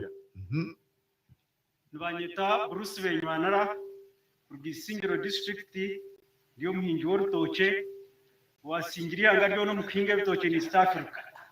Ikibuzo ntiza side edge. Tandikira aha nadizi kawere creation. Batkire bintu ntsima. Konkita bentoke tutuganyirwe. Ahabo kuba tine muhingi nomwe. Bruce onata yayiri baziba musupporting ngire ahabo urutoke. Ahabo kwa kimwe urutoke embu ya mwene berumu. Twetaga mbu konka twine support yo kubasa kweyongera intoke zikaba nyingi. Rero nkaba nyoni inteme bitoke 10 buri kwezi. Nyine capacity yo kutasya miliyoni kaga kuzo muri kinana. Konko go rufutandika hati akarora kachaka masha nikagure mitwaro 25. Aremerwe okuyakubasa kwingo rutoke habo kugira mutayine support. Mwena nishaba mwana muhereza w'umwana n'amajani n'ebindi nabentoke bagambe. Mugasotereza amasha. Wabari no. Amazina Alex ariho. Ndargo mu company baleta Excel Hot Consult. Here Mbara. Ikibuzo cyanje ni propose ibiri. To the government and the bank. And good enough also to Professor Pamela. Icyo kubanza government iratagitinga nashira supportinga abantu bana mu Uganda, what we call the formal sector, the informal sector, the rural and the urban. Ekibuzo na next case ozende direct. Service ezituseturagamba esente ezishimye ko twaha abantu tuletenga obuhabuzi kugira ngo buri district egiye kituleta a business advisory and incubation clinic. Wakirebera wafande sari musare twakijambireho niriza wakireba esete zirasa kuba ziri uko abantu bataba prepare okubuza gukora it in English pitching. Warebera kuri region ya presenting issues zayo kuri hariho investor aruga mu World Bank and the rest. There was no viable business fund, and that's the reason why we need one district, one business advisory center or incubation hub. Ichakabi tuli kugamba the parish development model. The parish development model requires specific skill sets and competencies. Na ngashaba afande sare na team tubanze twakora kituleta regional skill and talent mapping. Tumanye ngo value addition ya agro-tourism. Uraza kutandika hotel but you don't have tour guides. Now we can work with universities to prepare the skill sets that meet the investment we are talking about. We can talk about agro-industrialization, but how many food stands do we have that are based in the rural areas that we're talking about? Thank you so much. My name is Marina Salma. I'm a Deputy Speaker, Mbarara City South Division, and I'm a Deputy Secretary Treasurer for National Speakers Association. I have two questions, and my questions goes to Madam Patricia or the UDB. One is, we have a problem of limited flow of information. Noreba abantu bitu abahanza mwe leader. Question. Yes, my question is, how are you going to improve that? Because these people abahansi omu UDB bine run ya boda konka abantu bitu abahansi okwe katete, they don't know about that information. Then my second question is, ababa chabafuna information, whenever we reach to those banks, the requirements are too much. These young people, these young innovators, the only thing they have, they are the national IDs. Ochizayo oshanga bine requirements nyinzi ziwa kubashaba oshanga abantu ba young investors and innovators bine nibyo bibuzo byanje bibuzo wa madam. Thank you so much. Omwamere tahigwa. Mbene bebonegera ngo bebe kutukuba ntisoma nk'ito bakurisayo n'abakristo n'abasiramu nitushobora nguranga umwana nanga tata rumurukwe we nakushemerwa generosare nantegereze buzeyi kongo ryo murumu nyine kizibu cyanje ndiyo murisa ninye dukuri sente zenyankore kandi ninjeza bakurisa cyane abarukungambira ya baba takumbaye mbwene nani nkubuza sebo iwe irango murumuna tayze ebyo nabyabona muzeyi ebyenze timtura munako mbagambire soro nangu mugambire kare kangambira bahansa bayiguruna bebehuri kare mbwene government kaya tereze sente zirukurwa mu World Bank zikaza omukamarizo mu Bank of Uganda zikaza omukamasho bank nibazeta agriculture loan ya 10%. Bakazimpaho murundo gumwe kuna nazi nabo utashoma bwanje na miliyoni igana ubakana banje banka biliyoni 3 na 5 kuna zireta nareba ninda uko kwisheshora kuna garikireyo bazi nyuma ba banka nababuza kandi kanshishigege esende katizanyu kana zurgo mu World Bank muzekara shakira na government ye bambuza ngwiyo unichimaisa no manyamuze lero nyina marari na nyinatina na mangwati byasisikana ntati yoshimuze yotamuriri wa mwisho abiri tuyoni mureba ntobire nkamwe yakana manka usumon Petro yakana Yesu bena ni kushawa ogarikire kokunyambati ko bidukuyagire umuze yatukire beni watu wayehereyo kamkutu ngambere batereze sente za kurukara charuni niza kutiyambe cyamwe echamuherese wentezimana muri kampa ezibana magamba eziri South Africa kuzashire bakayikunda ogurwa amakosa yawe z'umuzungu owanje obamuze nwanyambere kumundetera yaba ni butindu kumanya baika bangura wentezanje burinte bakana bagidora bagigura dore nkumina zo miliyoni ayi 12 baswara atkumbikireyo natum owantume owagebra beore izeta nyihoreza yabandi kandi kubi haza omwamere tahigwa echotaramanya kubazi kizikuliya baziguza emiliyoni 200 ezakunuya buli demwe gumiza muzeyi. My name is I'm called Metsera Benumcha. I'm a commercial fish farmer at the level of Africa. I have certificates. Even World Bank funded for electricity at my fish project in Sinjiro district. Question or comment? I will use Runyankore Ruchiga kwenda ngo abamwe nkoko buyagamba agire byabo. Runyankore Ruchiga bagira ngo buri kimwe kine omuheru. General Salim Sare kamumanyakare na imbwa nagete imbwa ebuza gete muzitakwira munawo kuyandeba yashika egigamete gerezo gukora konga ahasoku hariyo abajingereza bintu nico rukurebera no bworo kazero kuyanaga amatwe na tiro mu ngoro ebimwe tibari kwenda bikore bakora ekibeta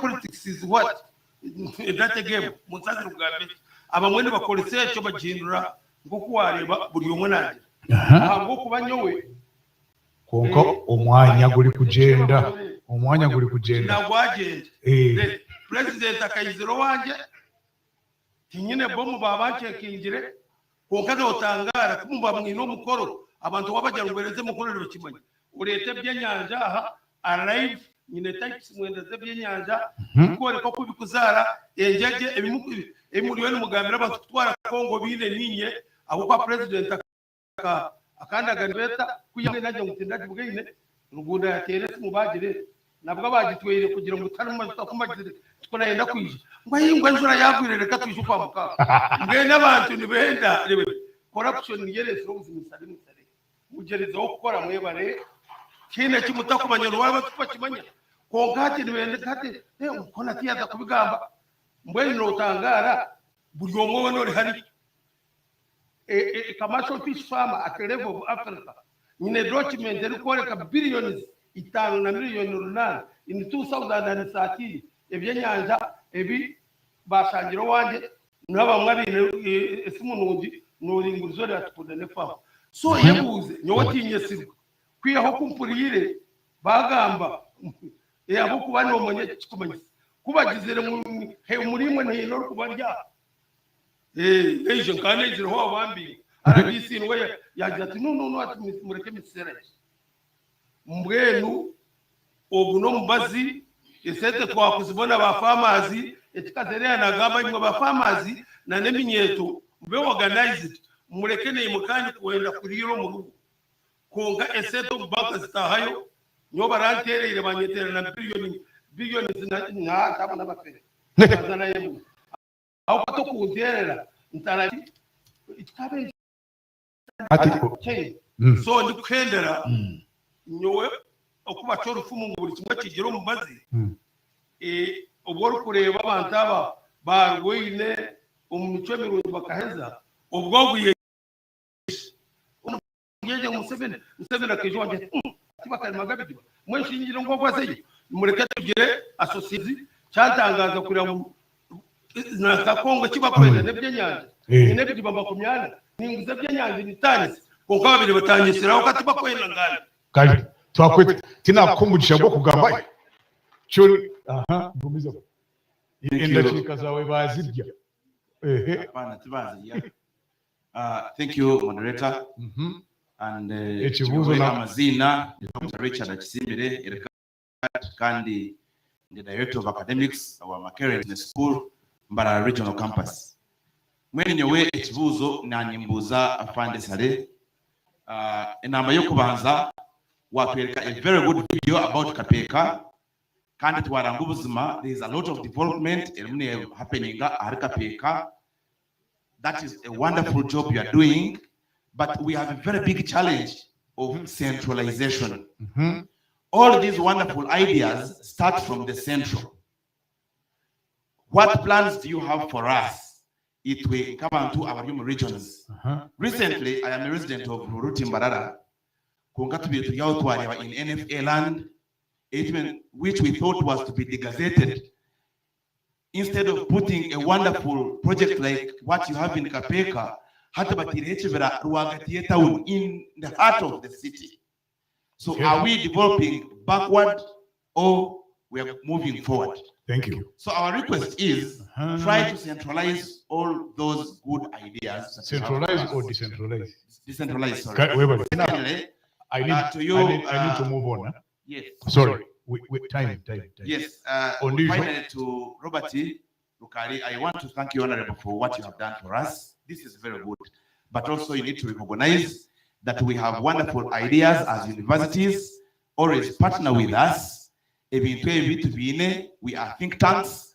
Be with us. We shall work with you in trying to build this region. Thank you so much. Okay.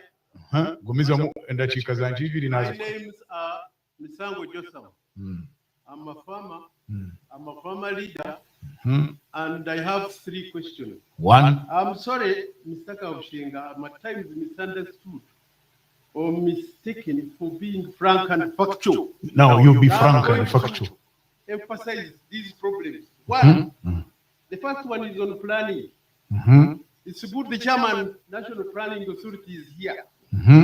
I want to assure you that you really require statistics to plan properly. Okay.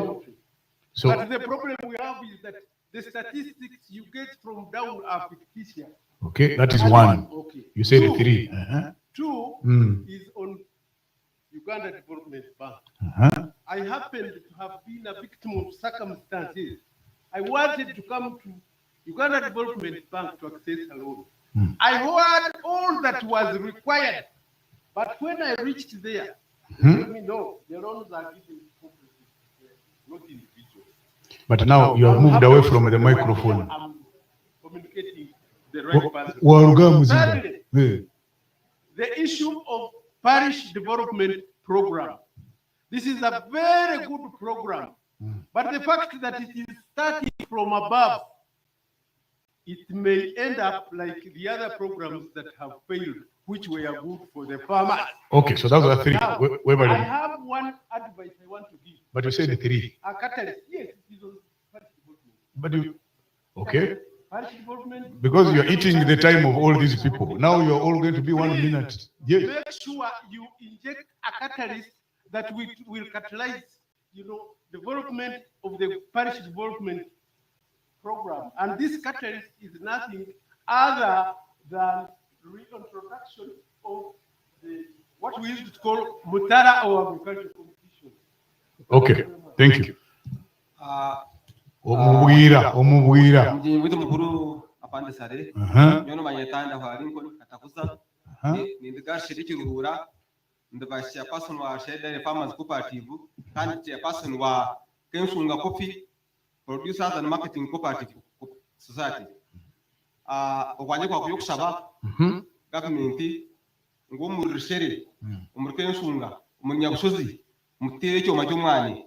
Cyo gusubura twasa kuguzaho kwa nukutegansa twari banda na kunumbarira. Yo. Bategansa umuhanda bunta cyuma tarara tutumira umwanya. Kare. Na nishabe cyo afande sai kandi na nishaba nko tuzaro niwe umusheke cyo twari mu cyanya bushozi. Afande ugaikeyo otezo muzi. Nyoni nkiriza kweza ekazi 5 otero factory. Kare. Yo bari muno. Abechoma nimbahagira. We bari mnonga. Nyowe chanje kiryaha promotion, export promotion. Uboha. It's a general question. No, who are you? I'm Tumwesi Silva. I'm a producer of Red Star wines. Okay. A local wine, one of the leading local wines in Uganda. Okay, question. The question is one, on the Red Star and promotion and promotional export promotion. Trying to bring in the issue of export substitution. Right. And we have a competition, as Dr. Kazile stated. We produce wine from bananas. Every liter of wine. What is the question?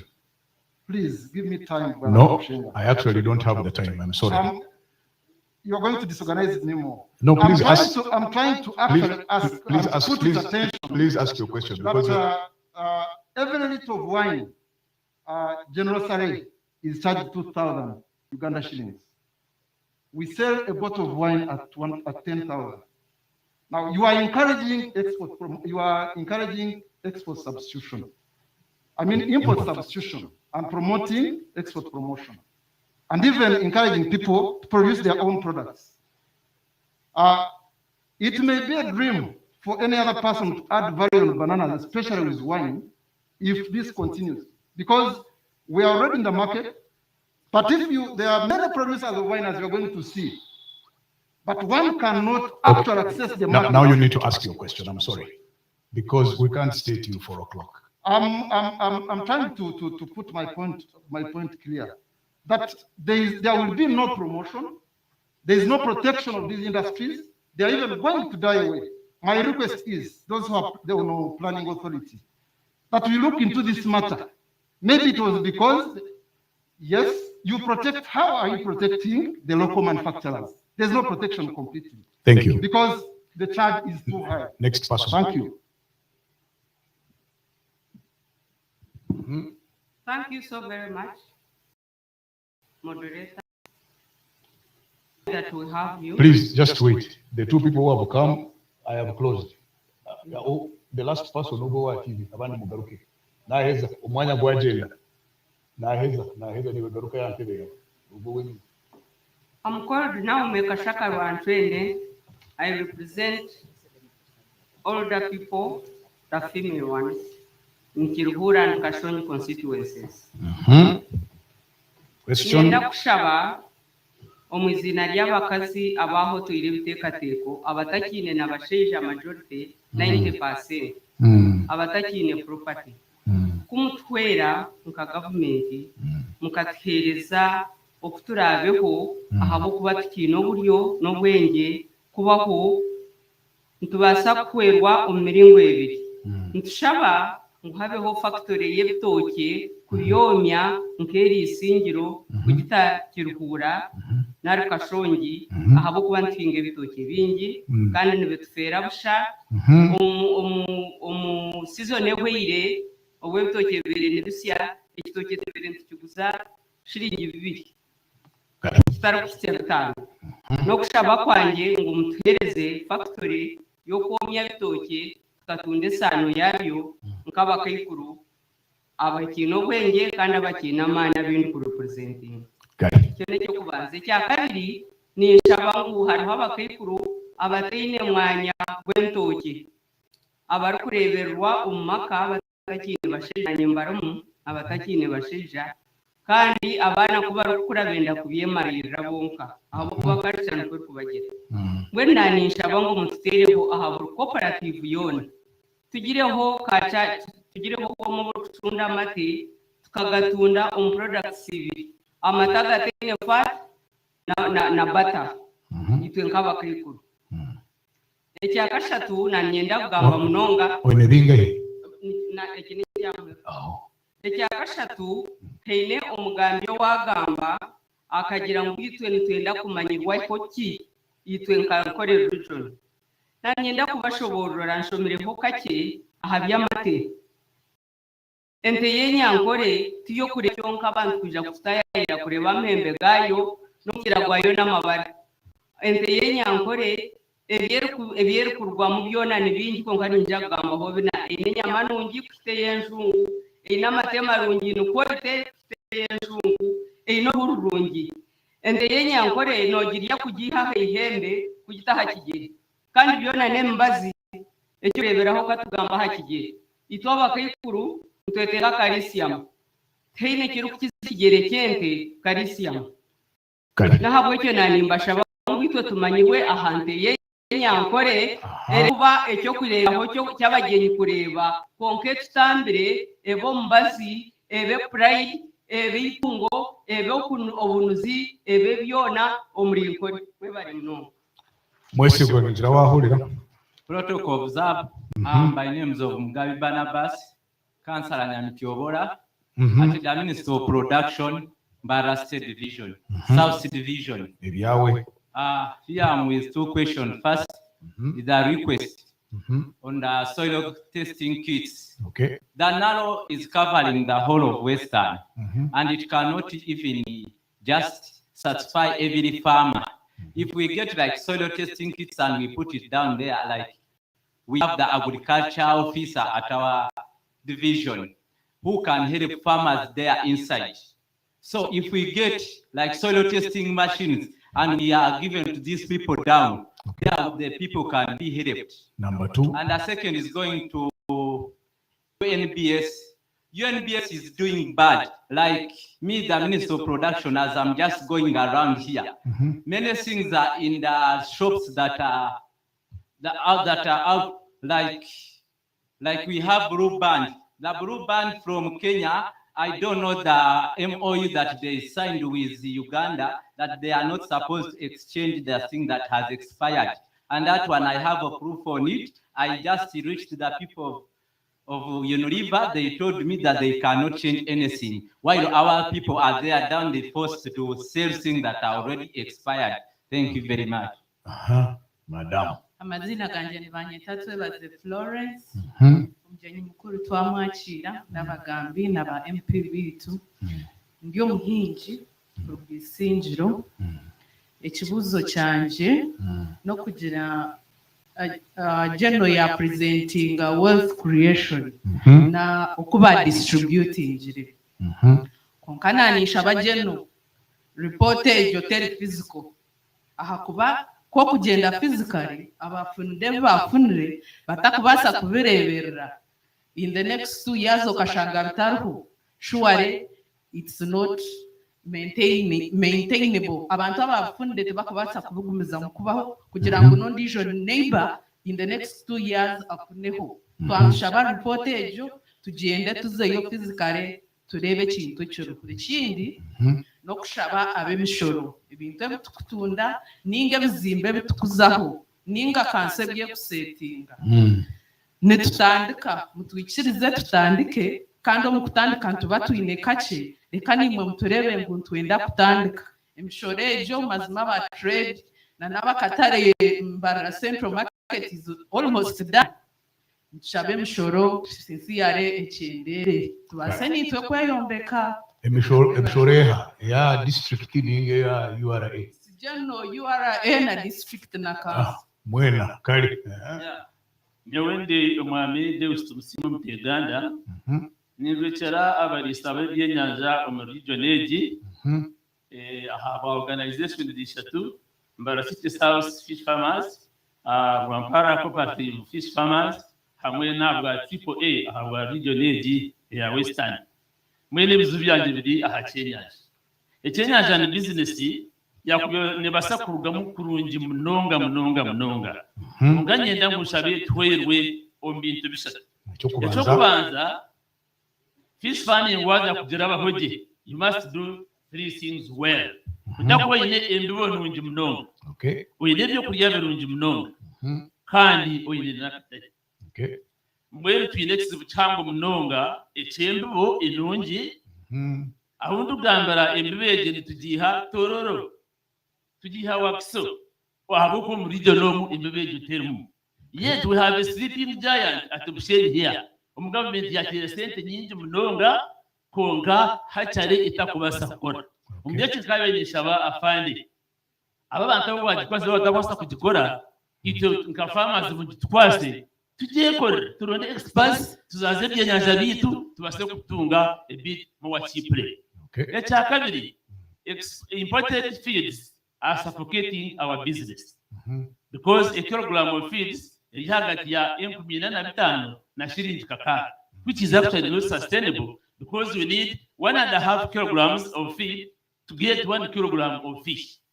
So if you spend 7,200 on a kilogram of fish,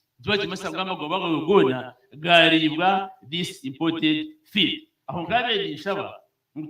regional feed mill of floating pellets, really fish farming go mu region eji nitiba kugenda ahiguru munonga. Ekyakashatu kabenyesha bamu tugere still a regional or district value addition technologies. Icyo kureberaho nkahurira nanyiga munonga kuna shanjere technologies hizo na nkina za concentratingwa on central region when there is not even one in this region.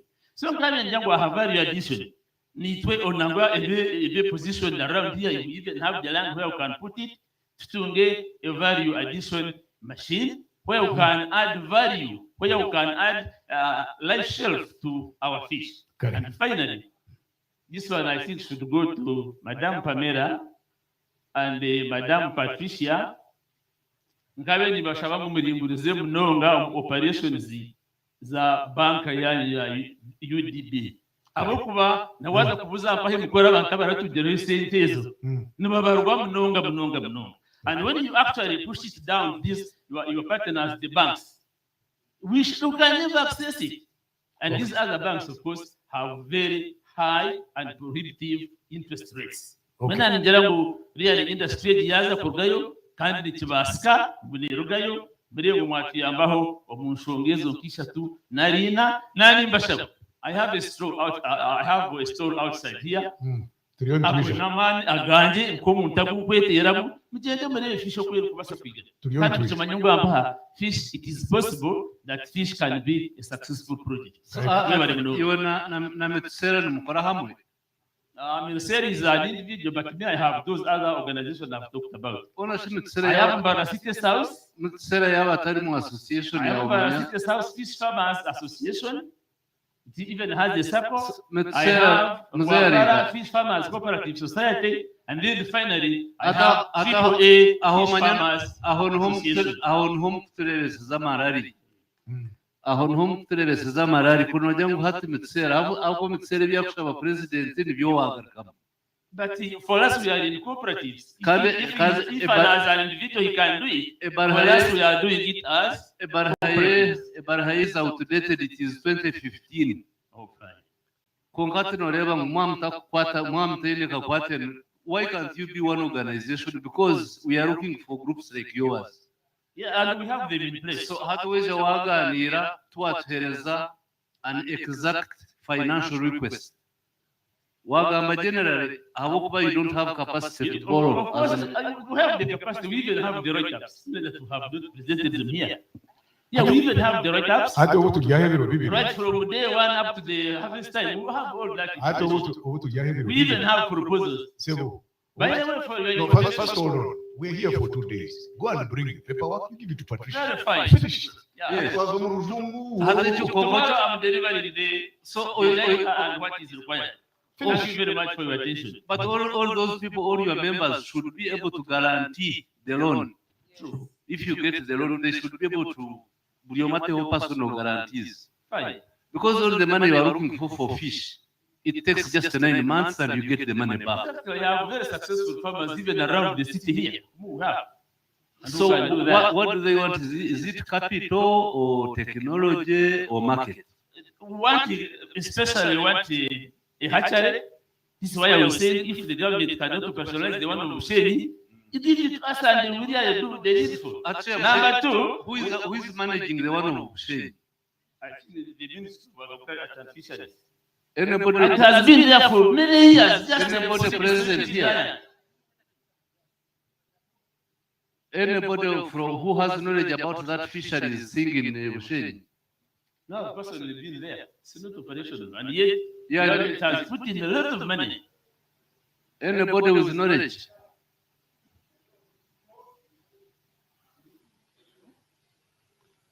Who?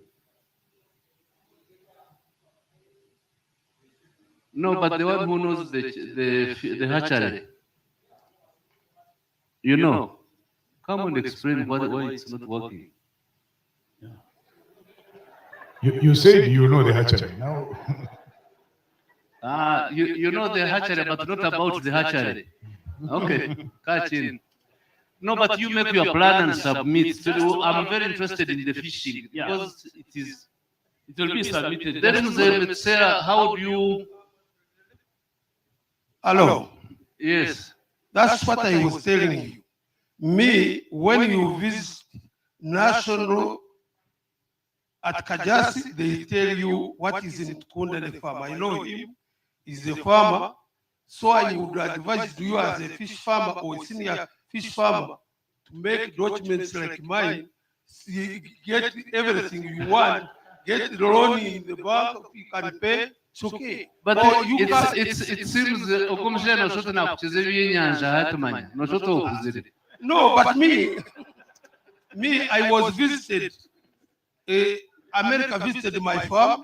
I have given you documents. Sir. International law. Sir. They know where I think, sir, the way forward. Sir, the way forward is for them to submit the documents Let them tomorrow. submit. They want to say I've taken And I this. don't want to finish that money. You can apply. No. I Thank think. you very much, Afande. Thank you. What I want is a land to build a cold room where to keep the fish. Audition. As a munda which is manya injure kubi. General Swade. Please wait. We I want have to talk about the fish. No. We have a bit of order here. You come. You come this way. You come. Good evening, all. Nabani Tagumanani Abani. I'm a student at Bishop Stewart University, and I do bachelor's of agriculture and community development in year 2. Okay. My questions or my concerns are just two. The first one is about skilling, then the second is first one is about funding, and the second one is about skilling. One, as students, we have our association, Uganda National Students Association, but that institution or our association, I think it is not being funded very well. A case in point, because like agriculture students, we have a lot of innovations. General to tell you, at Bishop Stewart, we do a lot of innovations. You shall visit us at our store and see. But as students, of course, we will be struggling with tuition. We cannot get the money to do or to carry on our projects. For example, some are involved in... Second question. Okay. The second question is about skilling. We have all seen that agriculture is the backbone of our economy. Agriculture tuinokushasha kwa mani abo kuba tufuna facilities ezirukumara kugira ngo tufune skills. Tuzayishomero nshoma kuba all the matter is in theory. So I have a request to that. Twine two programs hariho emwe bageta agro studies Israel kandi yakabiri bageta agro internship in Europe. Those two institutions nebatwara abana ba agriculture in those developed countries, which are all believe that as Uganda we are still developing. Exactly. So those organizations twara abana here bafuna skills, and we are seeing that yes, so we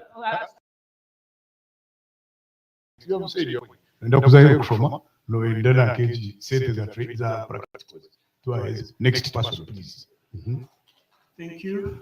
Nani Mbasima, Mostira Pandesari, Nwanyatasa Bit Eric, and the Managing Director of NEMA Mixed Farm Limited. NEMA Mixed Farm Limited does the following. We are in production, we produce yogurt, we produce honey, we produce ghee, we produce wine called NEMA Steady Fruit Wine. Goes to Afande Sarabani, Nikajaka Pekeni Munakumi in Buronda, na ADC wa wanachimanya, na mwisho hadi yetomo ofisi ya wanachimanya. Nkajirechizo, na handi chile Minister of Energy, Murundi mingi, na handi chile Wealth Creation, NADS, abantu Reya, ikijara bimu mtakariyangi, amashanyarazi, kuna abagambi robanje, have a factory, as I'm in production. Now, you guys, without compensation. What is this? No, don't mind, because you have a factory, we are going to give you power. We're going to connect you, we're going to extend the electricity to your farm. This is third year now.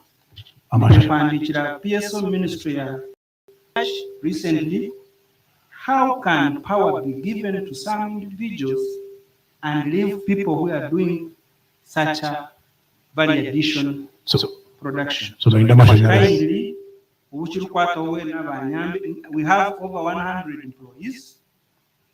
So you want to... How can NEMA Mixed Farm get power? Oh, okay. Leave alone, but we urgently need power. Number two, I thank government, mostly Wealth Creation and NADS, Kazumu Expo for Potro at the Wenzori University. We were there, I think all of you. I'm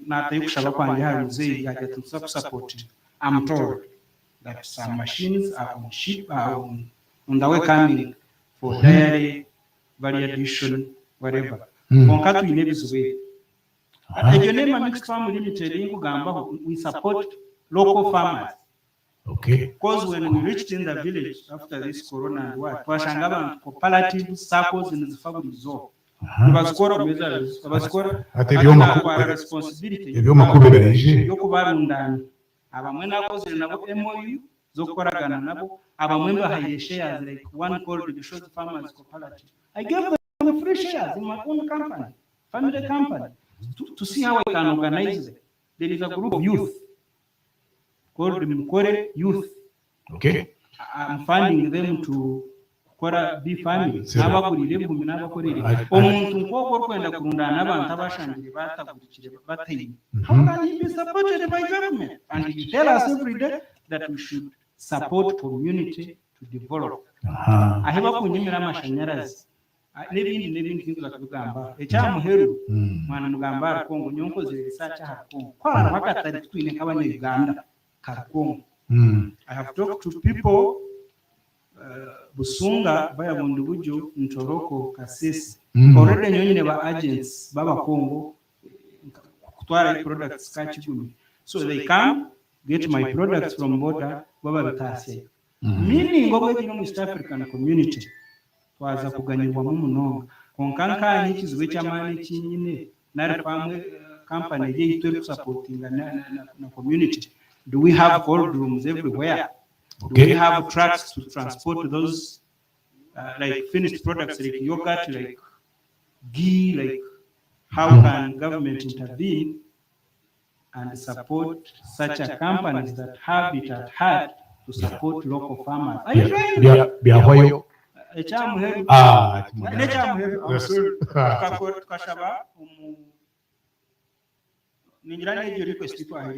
His Excellency. Nareba gurede nibantera come. What is this? Why do you have youthful conference? Something n'abagitunda to training y'iminyete ya wakwe iminyete yo mucyari mbyari kuri muno tubarundane tubahe byo tubafandinge tubasupporting atwarebera haroki cya youth ningira abantu no but for you why should it be youth? That's government. Is it really in order? So kindly electricity cyabasana cold room nka hina board n'abandi ba farmers nkaba connecting abana. God bless you. Kare ati tiwaza kuhendera amazina ganje n'umugisha Justice Baketunga ni korana company bakweta Kaika Investco Limited. We are a research, business and development consultant company. For the last 15 years, we've been providing solutions to business people and the government as well. However, recently, we got two challenges from our clients, and my purpose of standing up to speak is to request Patricia and the General and Robert, let me reach you, allow me to reach you.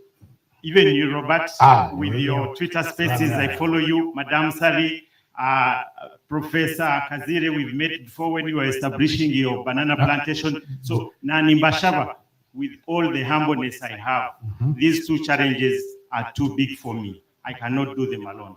I've done so many, but these two challenges, I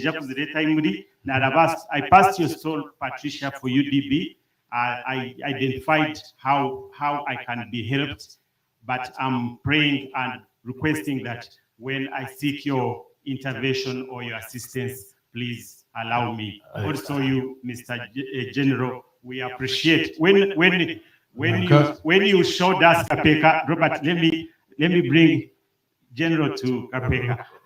When you showed us Kapeka, after the video, I stood up as a standing ovation. I want to congratulate you, General. And one of the challenges that I've been faced with, it is almost similar, smaller but almost similar. So you will come in handy as our mentor on this project. You will find him. Thank you, Robert Rukari. You are my former MP, now I'm in Barada. Not Barada. If you unaanza kubimuganirira twaheza now kwisha mwena nabara hapana hata unokutera campaign uze kuronda nanka yao. Chief guest, General Patricia and Pamela and my panelists, the time you asked me to manage has ended. The time I was given has ended. I'm a very disciplined person. I cannot go beyond this. I want to thank you very much. You have heard from the people who have the knowledge. We've heard your problems. Government officials are here. We're going to take a roll call. We have written everything down. Whoever doesn't act, hatchery, fishy, amashanyaraze. By the way, I am going to say something. I'm also here. Let me also take a chance. There is a big opportunity which I would like to encourage the Kazire na Burusi. Ebitochi bitu tubasa kukoramu amashoche g'abakazi using small machines.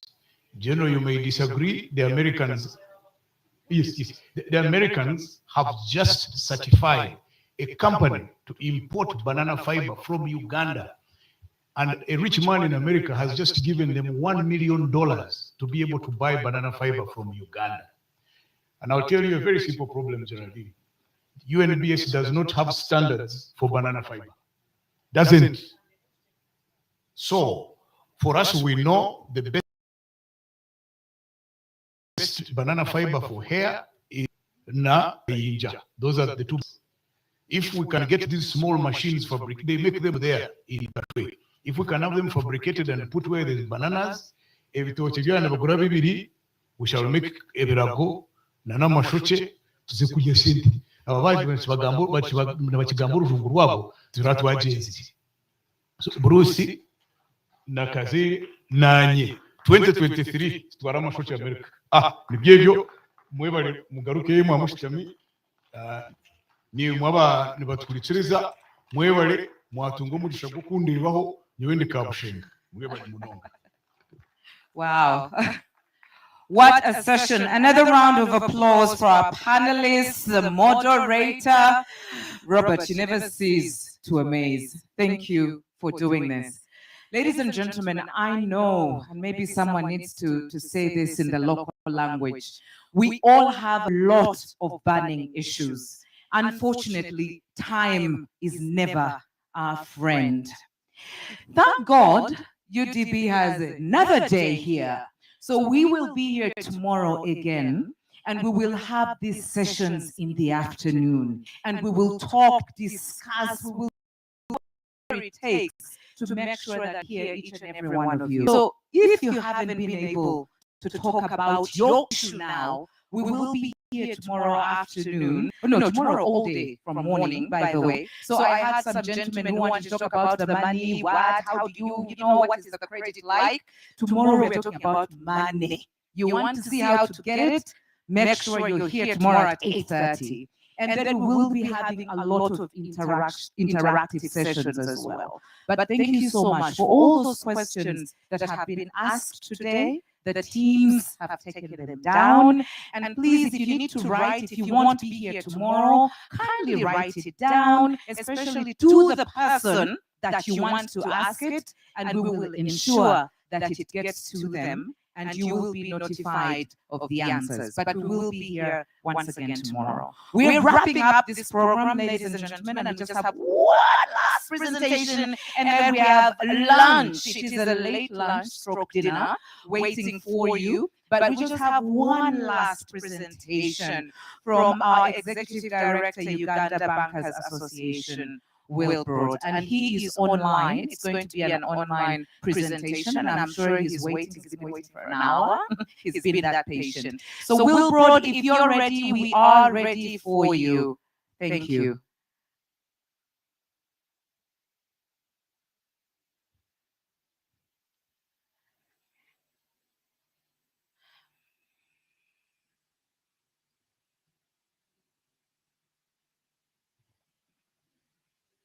Good afternoon, Barara.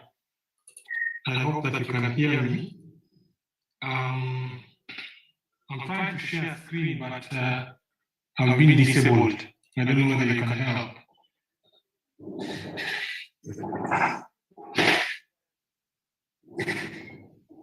Hello? We can hear you. I can't share, I'm unable to share the screen. It is disabled, but perhaps I can talk through now. That's okay. That's fine. I may just have to talk through the presentation. In any case, having listened, it may have been better to just listen and learn. Learn so much listening. But good afternoon. Let me observe all the protocol, including the honorable members, the organizers, OWC, General Saleh, UGB, the district leaders, both civic, business, and religious, the PSST. I only joined in the afternoon and I've enjoyed the session. I listened to the PS of the ministry and the chair of the planning authority, and thereafter the discussions. Very, very rich, which is why at one moment I said probably it's better to listen more than even what I prepared to say. Nonetheless, I thank you very much. Mine will be very, very brief. Clearly, there's quite a bit of work for us to do, having listened to the conversations. I'm speaking on behalf of the Banking Association fraternity, and I will spare you the detail of going into who we are,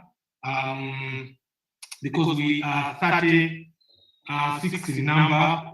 The umbrella put together the development banks, UDB being one of them, the commercial banks, the microfinance institutions, and the deposit-taking institutions. But the financial sector is wider than just commercial banks. We have the insurance sector, we have the private equity capital markets, we have the lower tier circles who are much closer to the issues there. And there is a reason for this, because the different financial institutions provide different services at different levels. And I listened to a lot of the concerns. Some of them are at a very low level, at the micro level, clearly demonstrating that we still have gaps there.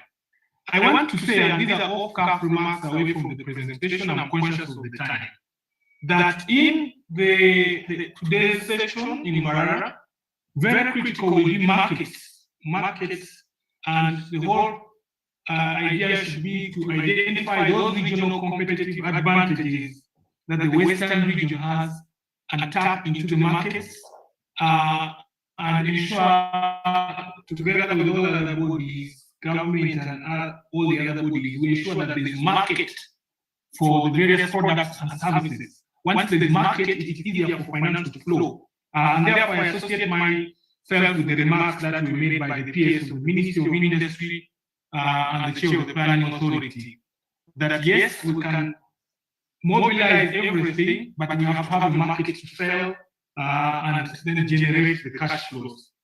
I just want to talk about the areas that the banking sector would like to align with the government and to support a cause, including in Western Uganda, where this session is taking place, as well as the country.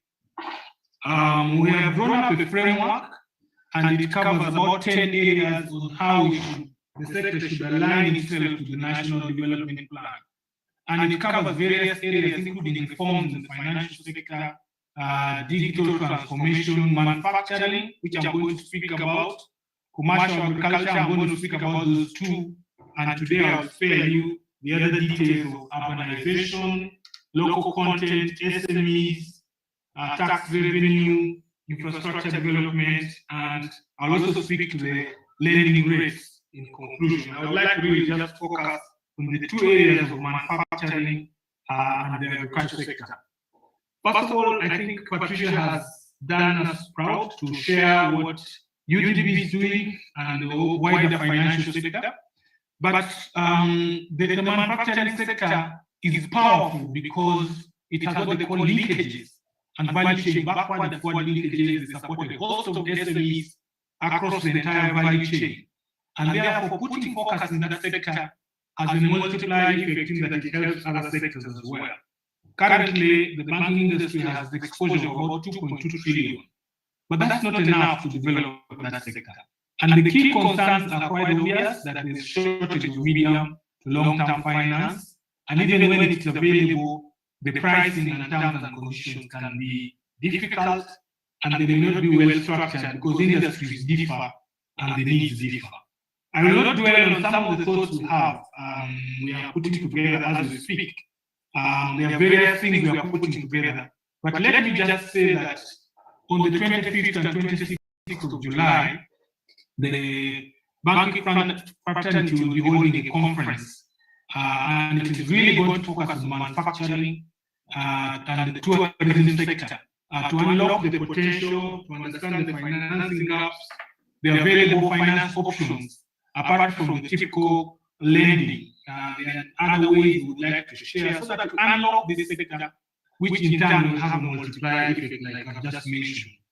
And we will expect the PS Ministry of Trade to share with us quite a bit, as well as players in the tourism sector. I also just want to touch about the agriculture sector. Again, in the past, we've had a conference. Let me summarize it to say that the focus on value chains is most critical. And until we just narrow our focus on that, because we cannot solve all the problems at once. And therefore understanding value chains and the needs is important. Recently, just last week, we had a meeting with the World Bank and IFC, and they were just talking about the dairy value chain. And they were talking about the quality of milk and issues there. I know that issues of standards were talked about earlier. But the potential that is there, and if those bottlenecks are then addressed, it can unlock a lot of opportunity, and financiers find a lot of comfort when those are unlocked and then the markets are available to generate the demand and cash flows to support those sectors. Once the financial sector sees those things, finances flow. And I think the idea is for us to work together. I just want to touch on one more aspect, and that is the infrastructure for the attention of general. The banking sector supports infrastructure and government directly, very, very heavily, through what we call syndication. Syndication means sometimes when the sector can, in itself doesn't have enough money, it mobilizes funding from outside the country to avail to government for long-term development. This is the role financial institutions play heavily, but it is important that the environment within which this is done is favorable, so that investors and those who mobilize money from are comfortable.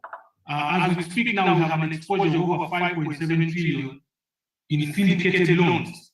And therefore, it's important that we create that atmosphere, whether in the judicial system, in government circles, that this is a good investment destination for mobilizing funds. Like the minister says, money fears no. Sometimes happen and discourage funding, a lot of money can flow. Lastly, I just want to comment on the price of lending. This is a concern, and it is something we are all concerned about. We think that it's possible that when we work together, we can be more competitive. Lately, rates are coming down a little bit, not yet where everybody wants, but most importantly is to tackle what are those drivers, what are those factors driving uncompetitive loan pricing and the price of loans. And I've just highlighted some of them. Some of them are outside the control of financial institutions, as are, and the ones that are, we are now working on together with the Bank of Uganda through a set of reforms. So I really like the discussion, and it is important that we do more listening. I want to assure the whole audience there and indeed all the stakeholders that financial sector are partners. Banks are partners, we are allies, we are together in this. And I believe one by one, we can structure specific solutions.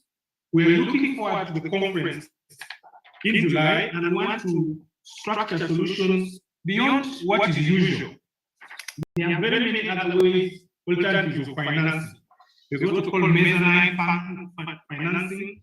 There are long-term partners. These days, there's even structured financing so that you don't pay interest, but instead you can share dividends. We want to explore all these options, but more importantly, share with the borrowers like manufacturers and those playing in the tourism sector, those things that make you attractive and qualify for getting financing and accessing funding, so that the borrowers in turn prepare and meet the requirements and as such you can then extend more and more lending. This particular session was to demonstrate the resilience. I think the sector has demonstrated that through the COVID session. We restructured 7.9 trillion, and we now extended that to the education sector and tourism sector. It means that if we work together, I think we can address those bottlenecks that constrain us, and we look forward to continue in this particular dialogue. So I'll keep my presentation short. I want to thank you. I've taken a lot of notes from the afternoon session. And once again, I thank you very much for this particular opportunity. Thank you. A round of applause for Mr. Wilbrod. Thank you, Wilbrod, for sharing your insights on banking and particularly the collaborations within the sector to drive our country forward. Ladies and gentlemen, we are coming towards the end of our program today, but just a few housekeeping issues. Tomorrow, we'll start again at 8:30 in the morning. We invite you to keep time